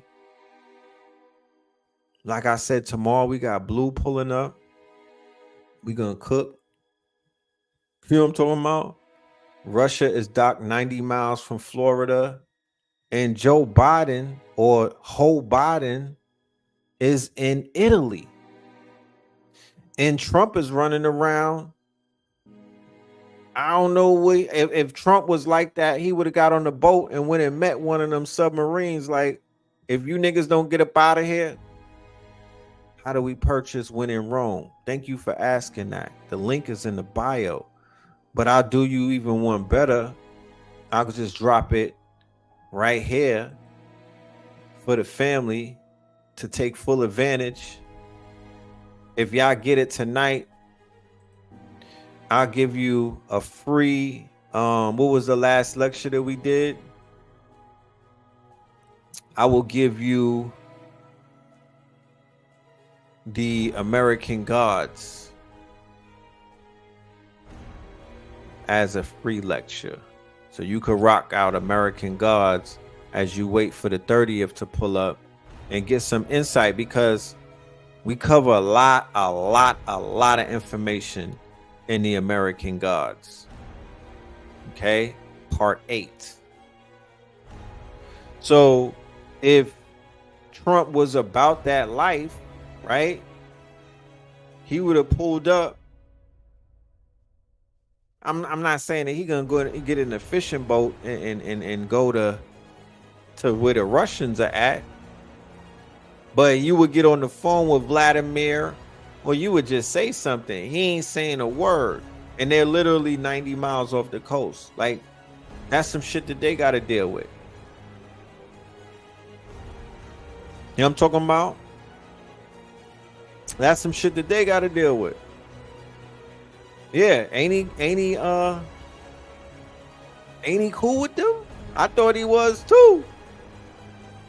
And they definitely say, you know what? We don't recognize nobody but Trump. You know what I'm saying? We don't recognize nobody but Trump. But your constituents are in danger. If it was really like that, your constituents in Florida, you know, they should feel safe when they go to sleep and whatnot, without all of that provocation. So shit is kind of weird. There's a lot of stuff going on. But once again, we're not reactionaries. We proactive. And all is mental. So we don't let these things get any real estate in our minds and whatnot. What we do is we play chess on higher levels and whatnot. And we chant down Babylon, and we speak things into existence, and we steer the conversation by controlling the narrative. That is how you take your power back. The opposite of that is sitting in front of the TV and allowing it to control you, because their narrative on MSNBC, on CNN, and these other quote unquote talking heads on these state sponsored media outlets, their scripted narratives, right, that are coming down from the CIA and other intelligence agencies. That is not a narrative that we abide by. That is not a narrative that we even succumb to. Although we do get the news and we do get tidbits of the information from these outlets, we're able to dig a bit deeper and connect the dots and decode and demystify this information and give it to the people the way that they can use it. All right, we're getting orders for the Eventbrite. I appreciate y'all. Yeah, I will have that free lecture in your email. When you sign up, make sure that you leave your email and you'll get that in your email so you can unpack it.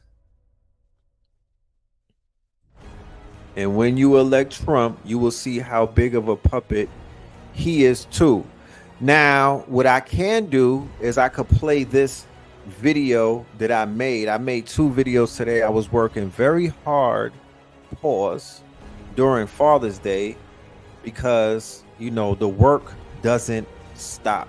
And like I said, I don't let these days dictate, you know, how I gotta work, you know what I mean? Because if I don't work, who's gonna work? So this is my love language. This is what I like doing, and this is what I'm doing, you know what I mean? And when I stop liking it, then I'm gonna stop doing it. But this video right here is an edited clip that I have from one of the bills that I had previously when we were talking about our good brother Kyrie and the conflict of interest that he's having in Dallas, Texas, which may indicate why he may not be playing to his quote unquote highest standard in the finals and whatnot. There's a conflict of interest with his owner. He has an owner, right? He has an owner, and she is a war hawk.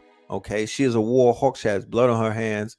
You will see what I'm talking about when I play this. All right, so let's check this out. It goes very deep. You know, this thing goes very deep.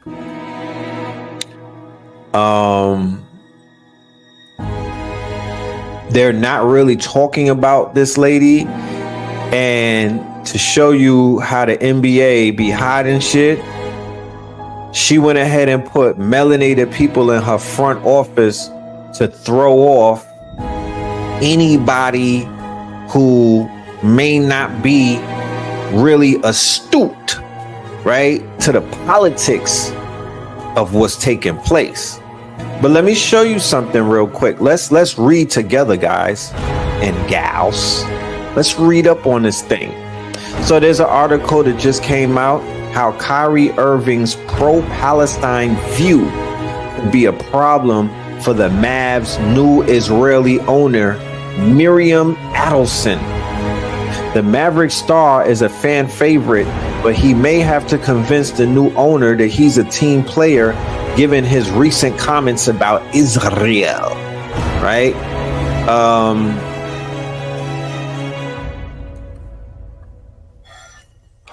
If you didn't know, last December, the NBA owners unanimously approved the sale of the Dallas Mavericks to Miriam Adelson, the billionaire widow of the late GOP mega donor and casino mogul Sheldon Adelson. With the reported price of 3.5 billies, Adelson was joined in the venture by her daughter, Sivan Dumont, and her son-in-law, Patrick Dumont. I'm guessing of the Dumont family. It is understood that the Adelson family acquired 73% of the organization, leaving now former majority owner Mark Cuban with a... Real quick. This nigga is off-white, bro. Like, how you a billionaire? Where was he staying, though? I know that, you know, when you get money, you get central air and whatnot, but look at the color contrast next to Mr. Cheetos. Like, I'm just saying, this nigga looks newborn. You know, when a baby come out and before the blood really gets into and before the blood flushes, they have this off-white pale type of pasty type of thing going on. Like, he could live in nowhere less than a fucking underground bunker dungeon coffin to have that type of complexion. What's up with your mans in them? That's not even off-white. You know what I'm talking about? Cause she got a little bit of paleness too. This nigga is giving, I don't know, stale turkey meat. I don't know. What color is that? You know, when the Moors be like, there's no such thing as white. It's just a crayon color. I beg your pardon. Look at this man right here. What are we doing? What's happening with homie? He's a billionaire, mind you. Now former majority owner Mark Cuban with a 27% stake. Okay, to be clear, this lady is estimated at $29 billion, right? She's worth 29 billies. Let's listen to this video right here. And you know, this is on X. So Miriam was born in Israel in 1945, or wasn't even Israel yet. She was born in Palestine in 1945. The state of Israel is formed in 48. And pretty much her entire extended family was murdered by the Nazis in Poland. And this is a very common story for Israelis of her generation. She wants what she wants, and what she wants is the safety and security of the state of Israel. Okay, so just jumping in here to point out that this ideology is not unlike the political platform of Israel's current prime minister, a man named Benjamin Netanyahu. And Bibi Netanyahu, for those unfamiliar, is the same guy whose official Facebook page in 2019 had warned visitors about, quote, Arabs who want to destroy us all, end quote. He's also the same guy who has drawn comparisons to Trump and whose re-election in 2022 marked the rise of the most right-wing and religiously conservative government in the country's history. 3-month stretch of 2020, they gave more to federal GOP causes in 2019 and 2020 than the next three donors combined. Between 2016 and 2022, they gave $300 million to the Republican-focused Senate and congressional leadership funds. And all of it culminated, by the way, in November 2018, when Donald Trump invites Miriam to receive what? He gives her the Presidential Medal of Freedom. And this image, too, I don't know if you guys have it, is amazing. As a committed member of the American Jewish community, she has supported Jewish schools, Holocaust memorial organizations, Friends of the Israel Defense Forces, and Birthright Israel, among other causes. The United States is proud to recognize Dr. Adelson for an incredible career and record of service to her community and the country.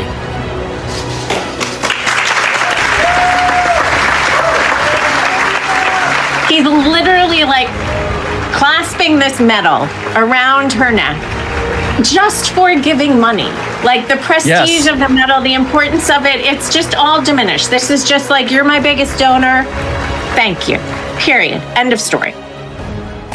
So as Miriam Adelson is urging violence, is urging war, and this is the mindset that she brings to the way Israeli politics has been trending, she is simultaneously, very conspicuously to a sports fan, doing something else in the United States. In November, Liz, as the majority shareholder of the aforementioned Sands Corporation, she sells $2 billion in stock to buy the Dallas Mavericks. Got some breaking news in the world of sports, literally breaking right now. Billionaire Mark Cuban, obviously well known to the CNBC audience, is selling his majority stake in the Dallas Mavericks to the Adelson family. I can confirm that. And so now we are back at the Venn diagram between sports and geopolitics and war. Yeah. And why does Miriam want to do this? Is she a basketball fan? What's her motive here? The real play here has always to bring gambling to Texas. That's a plan that they've been working on really aggressively since 2020. And they don't want, sports betting where you sit on the couch. See, they got the stock market coming in Texas. You see, they got a stock market coming to Texas. You see, they got a stock market coming to Texas. Ouch, and you're betting on your phone. They want you to come to a casino. So in particular, that's Mark Cuban took a back seat, right? Yeah, took a back seat, and he let this lady pull up. She's richer than Oprah, way richer than Oprah. I don't even think, it's all influence driven these days, right? You buy your politicians, you don't vote for them. Okay, that's how it works. So this lady right here, she's a very powerful person. She's low-key under the radar. A lot of people don't know about her. She's been thrusted into the spotlight just because these guys went to the finals and whatnot. But even with that, they're still covering. They're still covering for her. Okay, she's still being cloaked. They don't want people to know about her because low-key, she's wild problematic. She's more problematic than they would say Kyrie Irving is. You know what I mean? Like Kyrie Irving, he doesn't advocate for genocide. Kyrie Irving, he's not advocating for an illegal apartheid state. Kyrie Irving is not advocating for, babies and whatnot to be, unalive. Right? But she is. You know what I'm talking about? Unabashedly, she got blood on her hands. You know what I'm talking about? Big blood. She's responsible for a lot of big blood flowing. So what they did was they stacked the front office with all of these crayons and whatnot to throw people off and make it seem like the Dallas Mavericks are this quote unquote, forward, inclusive type of organization, right? But they specifically said when she took over the team that this was done deliberately to take all of the quote unquote to take all of the cameras off of her. She did not want to be highlighted as the owner and whatnot, to the point where they even had her son-in-law and her daughter step up, and they were basically the front runners. So she's just the one who's funding the operation, right? Yeah. And they hit him with that DEI shit. You know what I mean? That diversity BS technology, where yes, it was a super duper PR move, but it's not gonna work. It's not gonna work. So there are talks about a possible head, she's bumping heads with the boy Kyrie and whatnot. We do know, right, that he got put through the ringer based off of his stance, respectfully, and he got media training. And what does that mean? What that means is he's trained to not say the wrong things moving forward. And all respect to that man. I think whatever he needed to do, he did it. I wouldn't put the weight of the world on that man's shoulders. He's a basketball player. I'm not looking for him to be a revolutionary. I don't need him to save me. I don't need him to teach me. I don't need him for sound bites. You know what I mean? It doesn't matter at the end of the day. People, they often want to see their favorite, their favorite figures and whatnot that are in the limelight.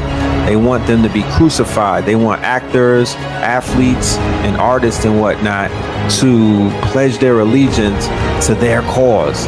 And for me personally, I could give a damn. It don't matter to me. I know where that man stands. I know where his heart is at. I know where his mind is at. And I know that the moves that he makes on camera and off camera is fulfilling his soul. It's not about nobody else but you. It's not about nobody else but you. Okay? It's about you at the end of the day. When you look at yourself in the mirror, are you able to see somebody that you're proud of? To be honest with you, that works. That works for me. That works for me. You know what I mean? And I'm sure that works for him. So let's see. They got another person. They got somebody else there. You know what I mean? There's this sister right here, and salute to her, Scent Marshall, right? Cynthia, Cent. Hey, how you doing, Cent? There's a brother there as well. You feel me? And look. See, and somebody said it too, right? Somebody has said it, and here goes the article. She's there because of this quote unquote DEI. And if anybody's in corporate America that's listening to this show, you're in corporate, you don't need Red Pill to teach you about that. You already know what it is, because they out there waving flags, and you have to pour on the code switching, you know what I'm saying? They're like, you know what? If we don't bring the racism into the boardroom, you can't bring that niggatry in there either. Right? So pull your pants up. You know what I'm talking about? Stop saying you know what I'm talking about. Put on your white voice, because this is, BlackRock said that we have to do the diversity thing. So here she is. She's a token. And there's nothing wrong with being a token. Some people wake up and that's their aspirations, but she's definitely a token of this whole DEI, right? CEO Cent Marshall has turned the Mavericks into a shining example of DEI. And keep in mind, she was there before the lady took over the team, because Mark Cuban was owning things. Mark Cuban was running shit. You feel me? But we know that Mark Cuban, you know what I mean? He's on his, he's on his woke shit. I don't know if he's hating on woke these days, because, they flip-floppy and whatnot. But, they basically did this for this inclusion thing. But she, it just goes to show you, it's like with Obama. They're just the CEO of McDonald's.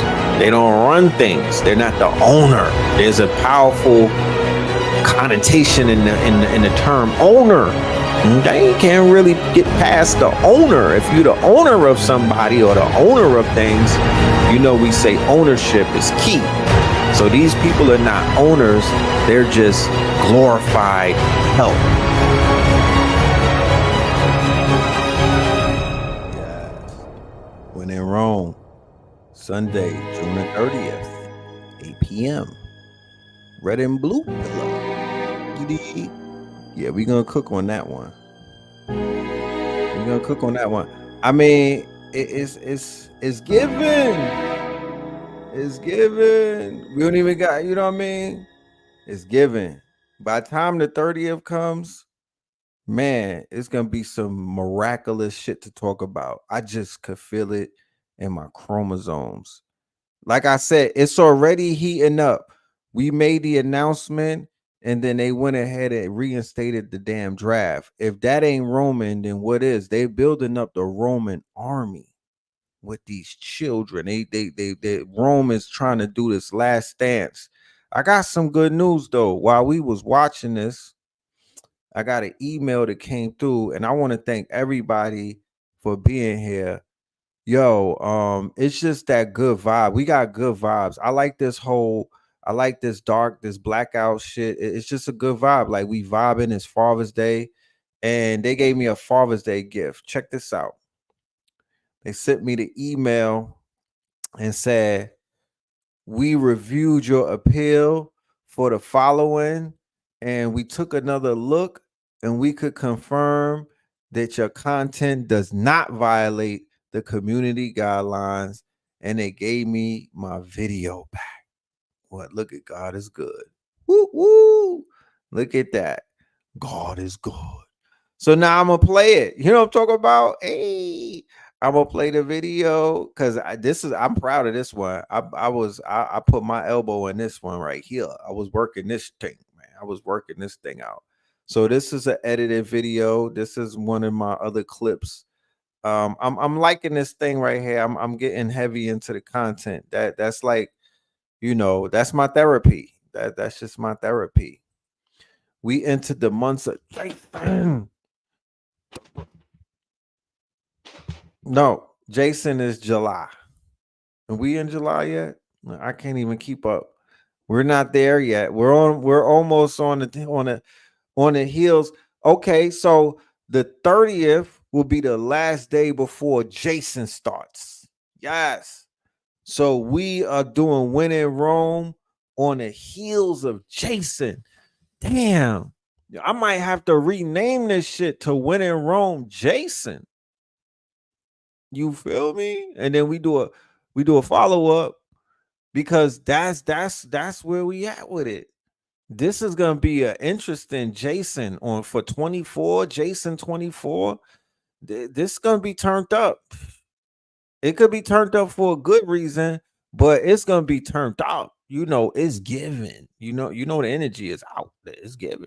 Let's watch this commercial and then yeah. 18 to 6 to 26. Yeah, they trying to knock all of the youth off. We'll talk about it. We're gonna talk about it. This one right here is gonna be talked about.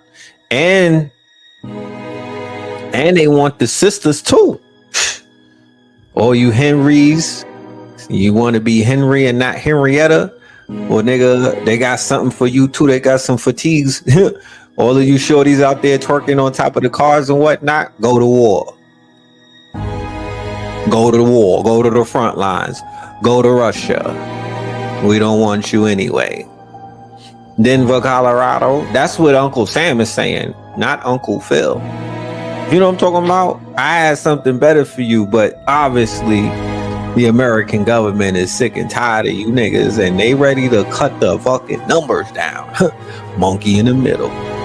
I told you before. People is like, oh, Red Pill, what does this have to do with us? Why are you talking to us about the Zionists? What does this have to do with us? We have enough problems at home. Oh, really? Well, according to Uncle Sam, my nigga, you got new problems. It's called World War III. And you need to get familiar with what the fuck is going on, because this one right here is a spiritual war. This ain't no regular war, family. Little Timmy Hayru, Offset McDonald, little nigga playing video games in his room all the time. Yeah, he's going to war.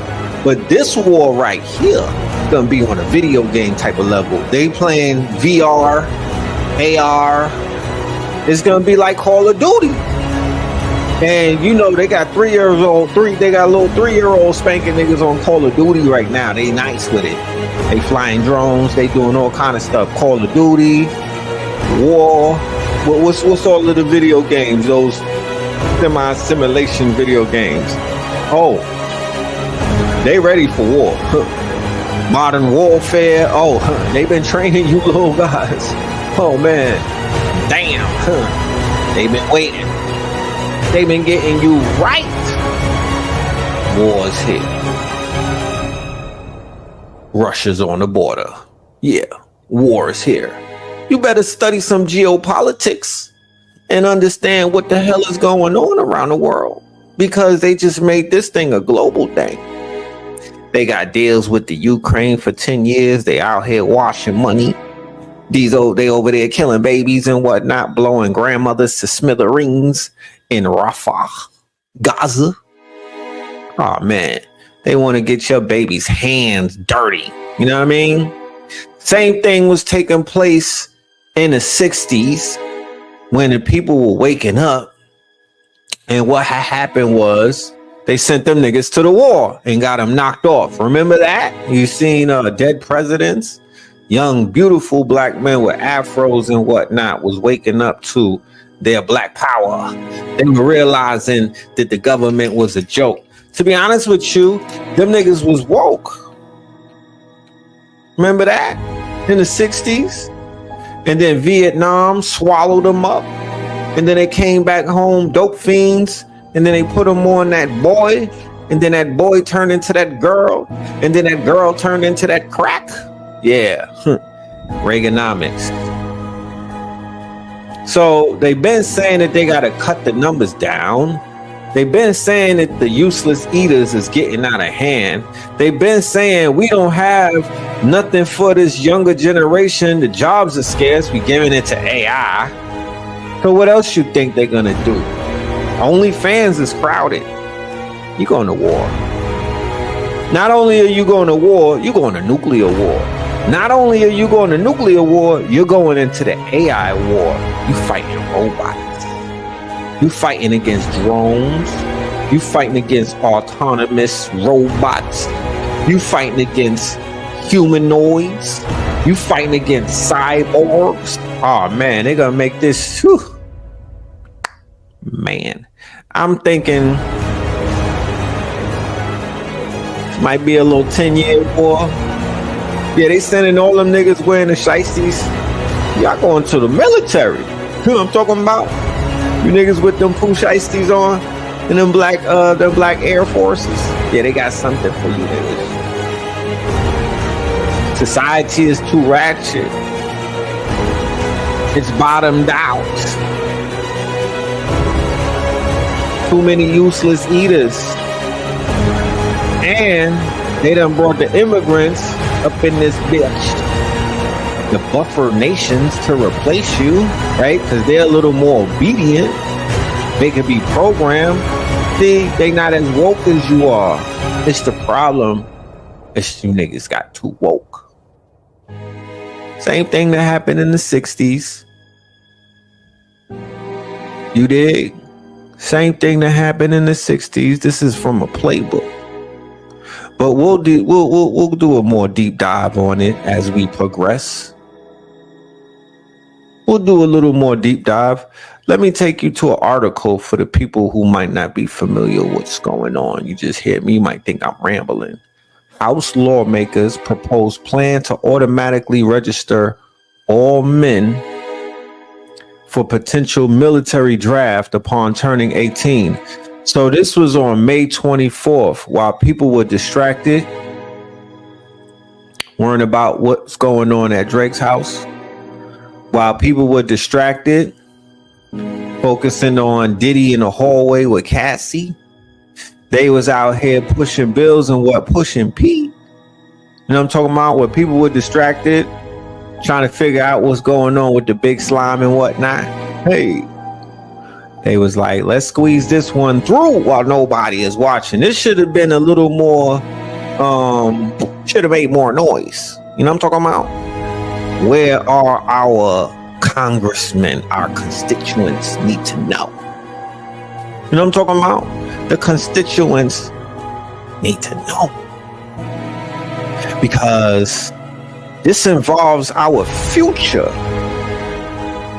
They're preying upon the children. Now, we do know that the numbers in the army at an all-time low. They out here driving SRTs and Dodgers and whatnot. I think if the army says we're gonna give you niggas free cyber trucks, like if they get down with Elon Musk and they say we're gonna get you a cyber truck and an Airbnb rental or a Toro, niggas will sign up like they did back in the day. You know what I'm talking about? But now there's no incentive. They're like, nah, I'm gonna do an OnlyFans. You know what I'm talking about? Nah. I'm gonna go ahead and I'm gonna do day trading with Aristotle. Nah. I'm gonna go to EYL University. I'm good on the board. I'm good on selective services. I'm good on all of that G.I. Joseph shit. I'm playing video games. I could be all I could be. Xbox. They're like, you know what? Pass the bill and get these niggas up out the fucking crib, you know what I mean? Put them in these boots and these fatigues and whatnot. But the thing is, this is modern warfare. Shit different. You know what I mean? This modern warfare. You're not dealing with your grandfather's war. This is some new shit right here. Huh. If you pay attention to what they over there doing in Gaza, that's where war, that's the new war right there. That's the new war. That's the new battleground. That's the new way that they're going to fight war with AI, right? With autonomous weapons, meaning these are you know how they got self-driving cars? Well, they got self-driving tanks. They got self-driving drones. They got dogs with guns on top. And your ops happen to be Russian, and they're going to be Chinese. They also going to be African because the Africans is riding with the Russians. So you got to deal with them.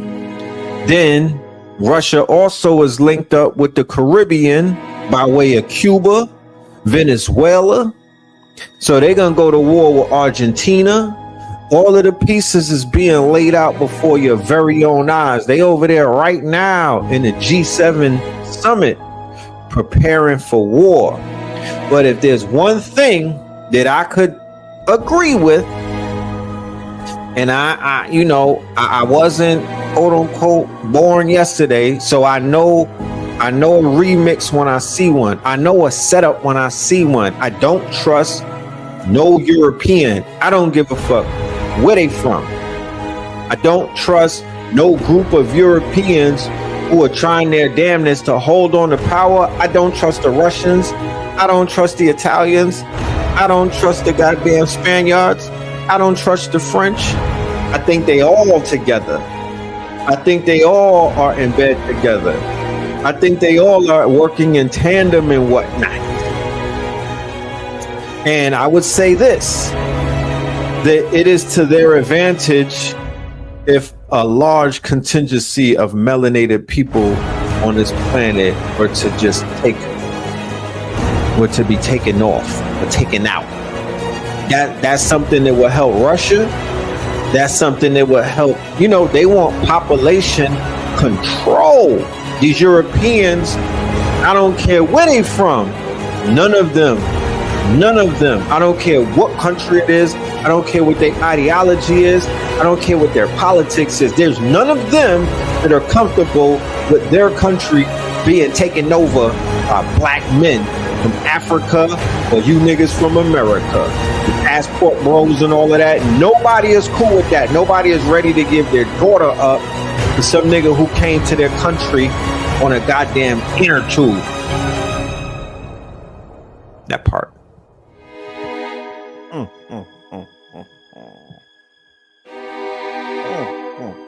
They should have never let me learn how to edit these videos. I'm trying to tell you, about to be a problem. It's about to be a problem. They should have never let me learn how to edit. I'm about to cook these niggas. Facts. So yeah, man, that's what it is. You know what I'm talking about? That's what it is. When in Rome. You know what I'm talking about? When in Rome. Do as the Romans do. Nah. Do as the Carthaginians do. And give back to Caesar's what is his. You feel me? Yeah. But we're going to be cutting up these little segments and doing these edits and these, you know what I'm saying? And feeding the streets, because I promise you, I was able to teach. I was able to catch the attention of some youngins with that clip right there who don't listen to nothing that I got to say on YouTube. They sat down attentively and was hooked. That was sticky right there. They was hooked on that. They was like, that's fire. They was laughing and shit, giggling. So yeah, we finding formulas. But with that being said, we're gonna call it a night. I'm gonna leave my Cash App for those of y'all who want to send out a Father's Day present. You know what I'm talking about. And for the family that's out there getting the lecture, we got a few sales and whatnot. Respect to everybody that's gonna be in the building for the 30th of June, right? While we knock on the Jason door. Do you think I should rename it When in Rome Jason? I like that. I think that shit has a ring to it. When in Rome Jason. You know what I mean? Because we will be able to forecast based off of what we see taking place right now, me and Blue, we will be able to forecast what these Jason months is going to look like. You know what I'm talking about? This is going to be a long summer. I'm predicting a red summer. Let's just put that on the records. I'm predicting a red summer. Or When in Rome, red summer. Which one sounds better to y'all? You know what I'm talking about? But I like Jason, though. Who brought that up? Who said that? Somebody, let me scroll through and see. Somebody dropped the thing about Jason. I might have to get you a 50% off or something. You know what I'm talking about? I'm gonna have to take care of whoever said that. Let me see. That was DBH Factory. I'm putting that on the records. You dig? DBH Facts Only. Yeah. You know what I mean? Send me your email so I could send you a discount code. You know what I'm talking about? You know? When in Rome, Jason. I like that. It's gonna give me a target. I like that. I like that. Jason is definitely resonating with me.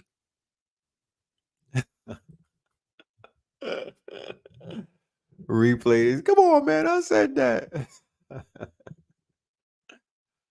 But yeah, man. It's definitely about getting this information to the people the easiest way possible. Complex information, being able to make it palatable. So, like I said, they should have never let me learn how to edit, because this is just another quote unquote clip in the arsenal.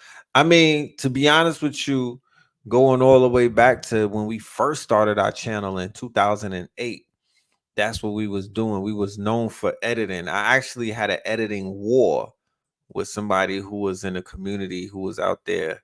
He was cooking niggas too. I forgot his name, but he was on the opposition side, and he used to make videos cooking Sinetta. He was cooking everybody who was on the scene. You know what I mean? He was working for the ops. We just leave it at that. And we had an epic showdown, and I cooked his ass.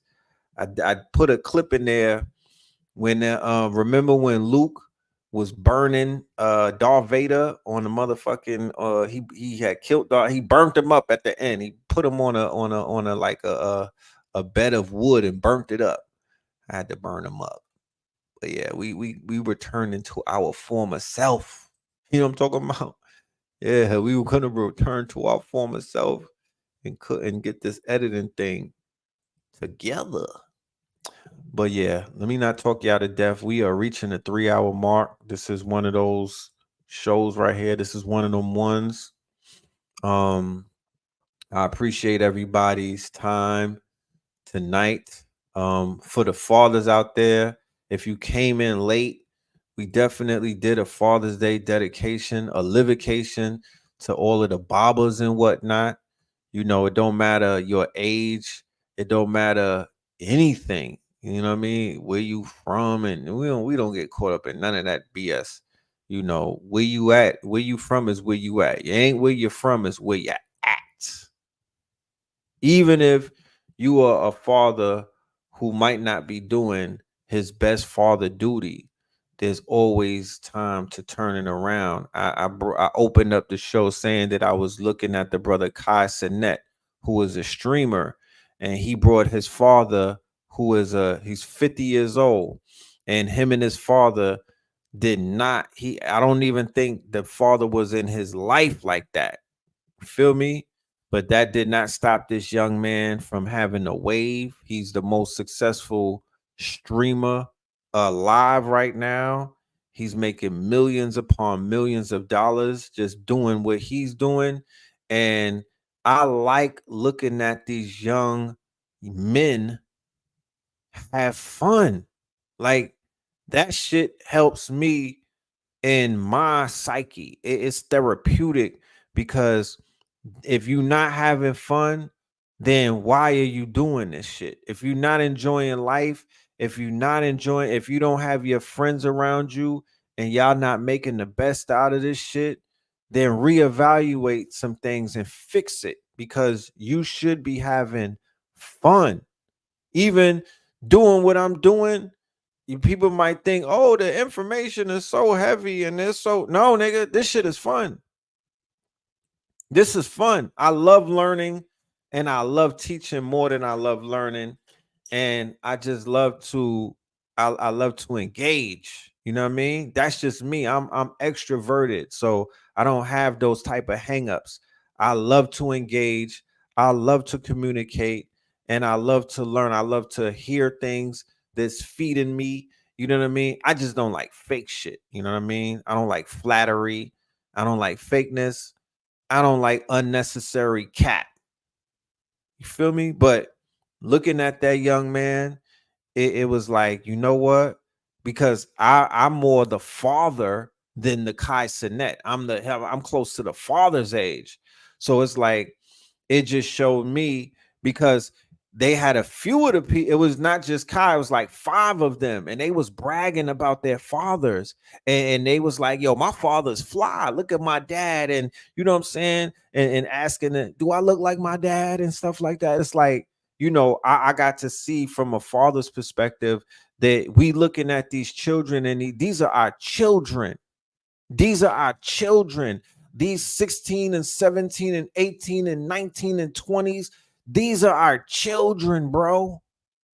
Real talk. And they're not different from us. So I'm gonna read when we look at and we judge what's going on in the entertainment world or whatever, and we acting like these children don't come from our loins and whatnot. We responsible for them. We responsible for them, the girls and the boys.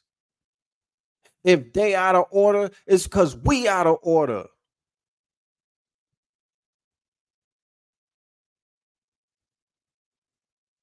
Tupac Amaru Shakur, he died before he could have children. He got murdered he didn't die, he got assassinated in his 20s, and so did Christopher Wallace. And the impact that they have, because today's Pac's birthday, so we got to throw him in there. The impact that they have to this day, it hasn't waned. The music is timeless. The impact is felt by my son. My 4-year-old was moving to his music. Like, the impact is immeasurable. On this Father's Day, I'm celebrating our creations, because when we create these children, we create them to be greater than us. Get out the fucking way. You know what I'm talking about? Get out the way. Elders for counsel, youth for war. Get out the way and let these children shine, bro. You be able to coach them and counsel them, but get the fuck out the way. Stop getting in their way. Don't judge them based off of what you think you know. You need to sit them down and build with them. Don't be afraid of them. These are your children. How you gonna be afraid of the child? If you're afraid of the child, that must mean that the village fucked up and you neglected that child. The hate you gave little infants, F's, everyone. Is called thug life, right? And that's just not a fancy acronym. The shit has some merit to it, has some facts to it. We are responsible for the youth. We cannot drop the ball. We gotta be there for them. Okay. And with that being said, love and light to the family. Y'all stay dangerous. We will see you tomorrow on Melanin Monday. Special guest, Blue Pillar 44 up in this thing. All right. Peace. Love and light.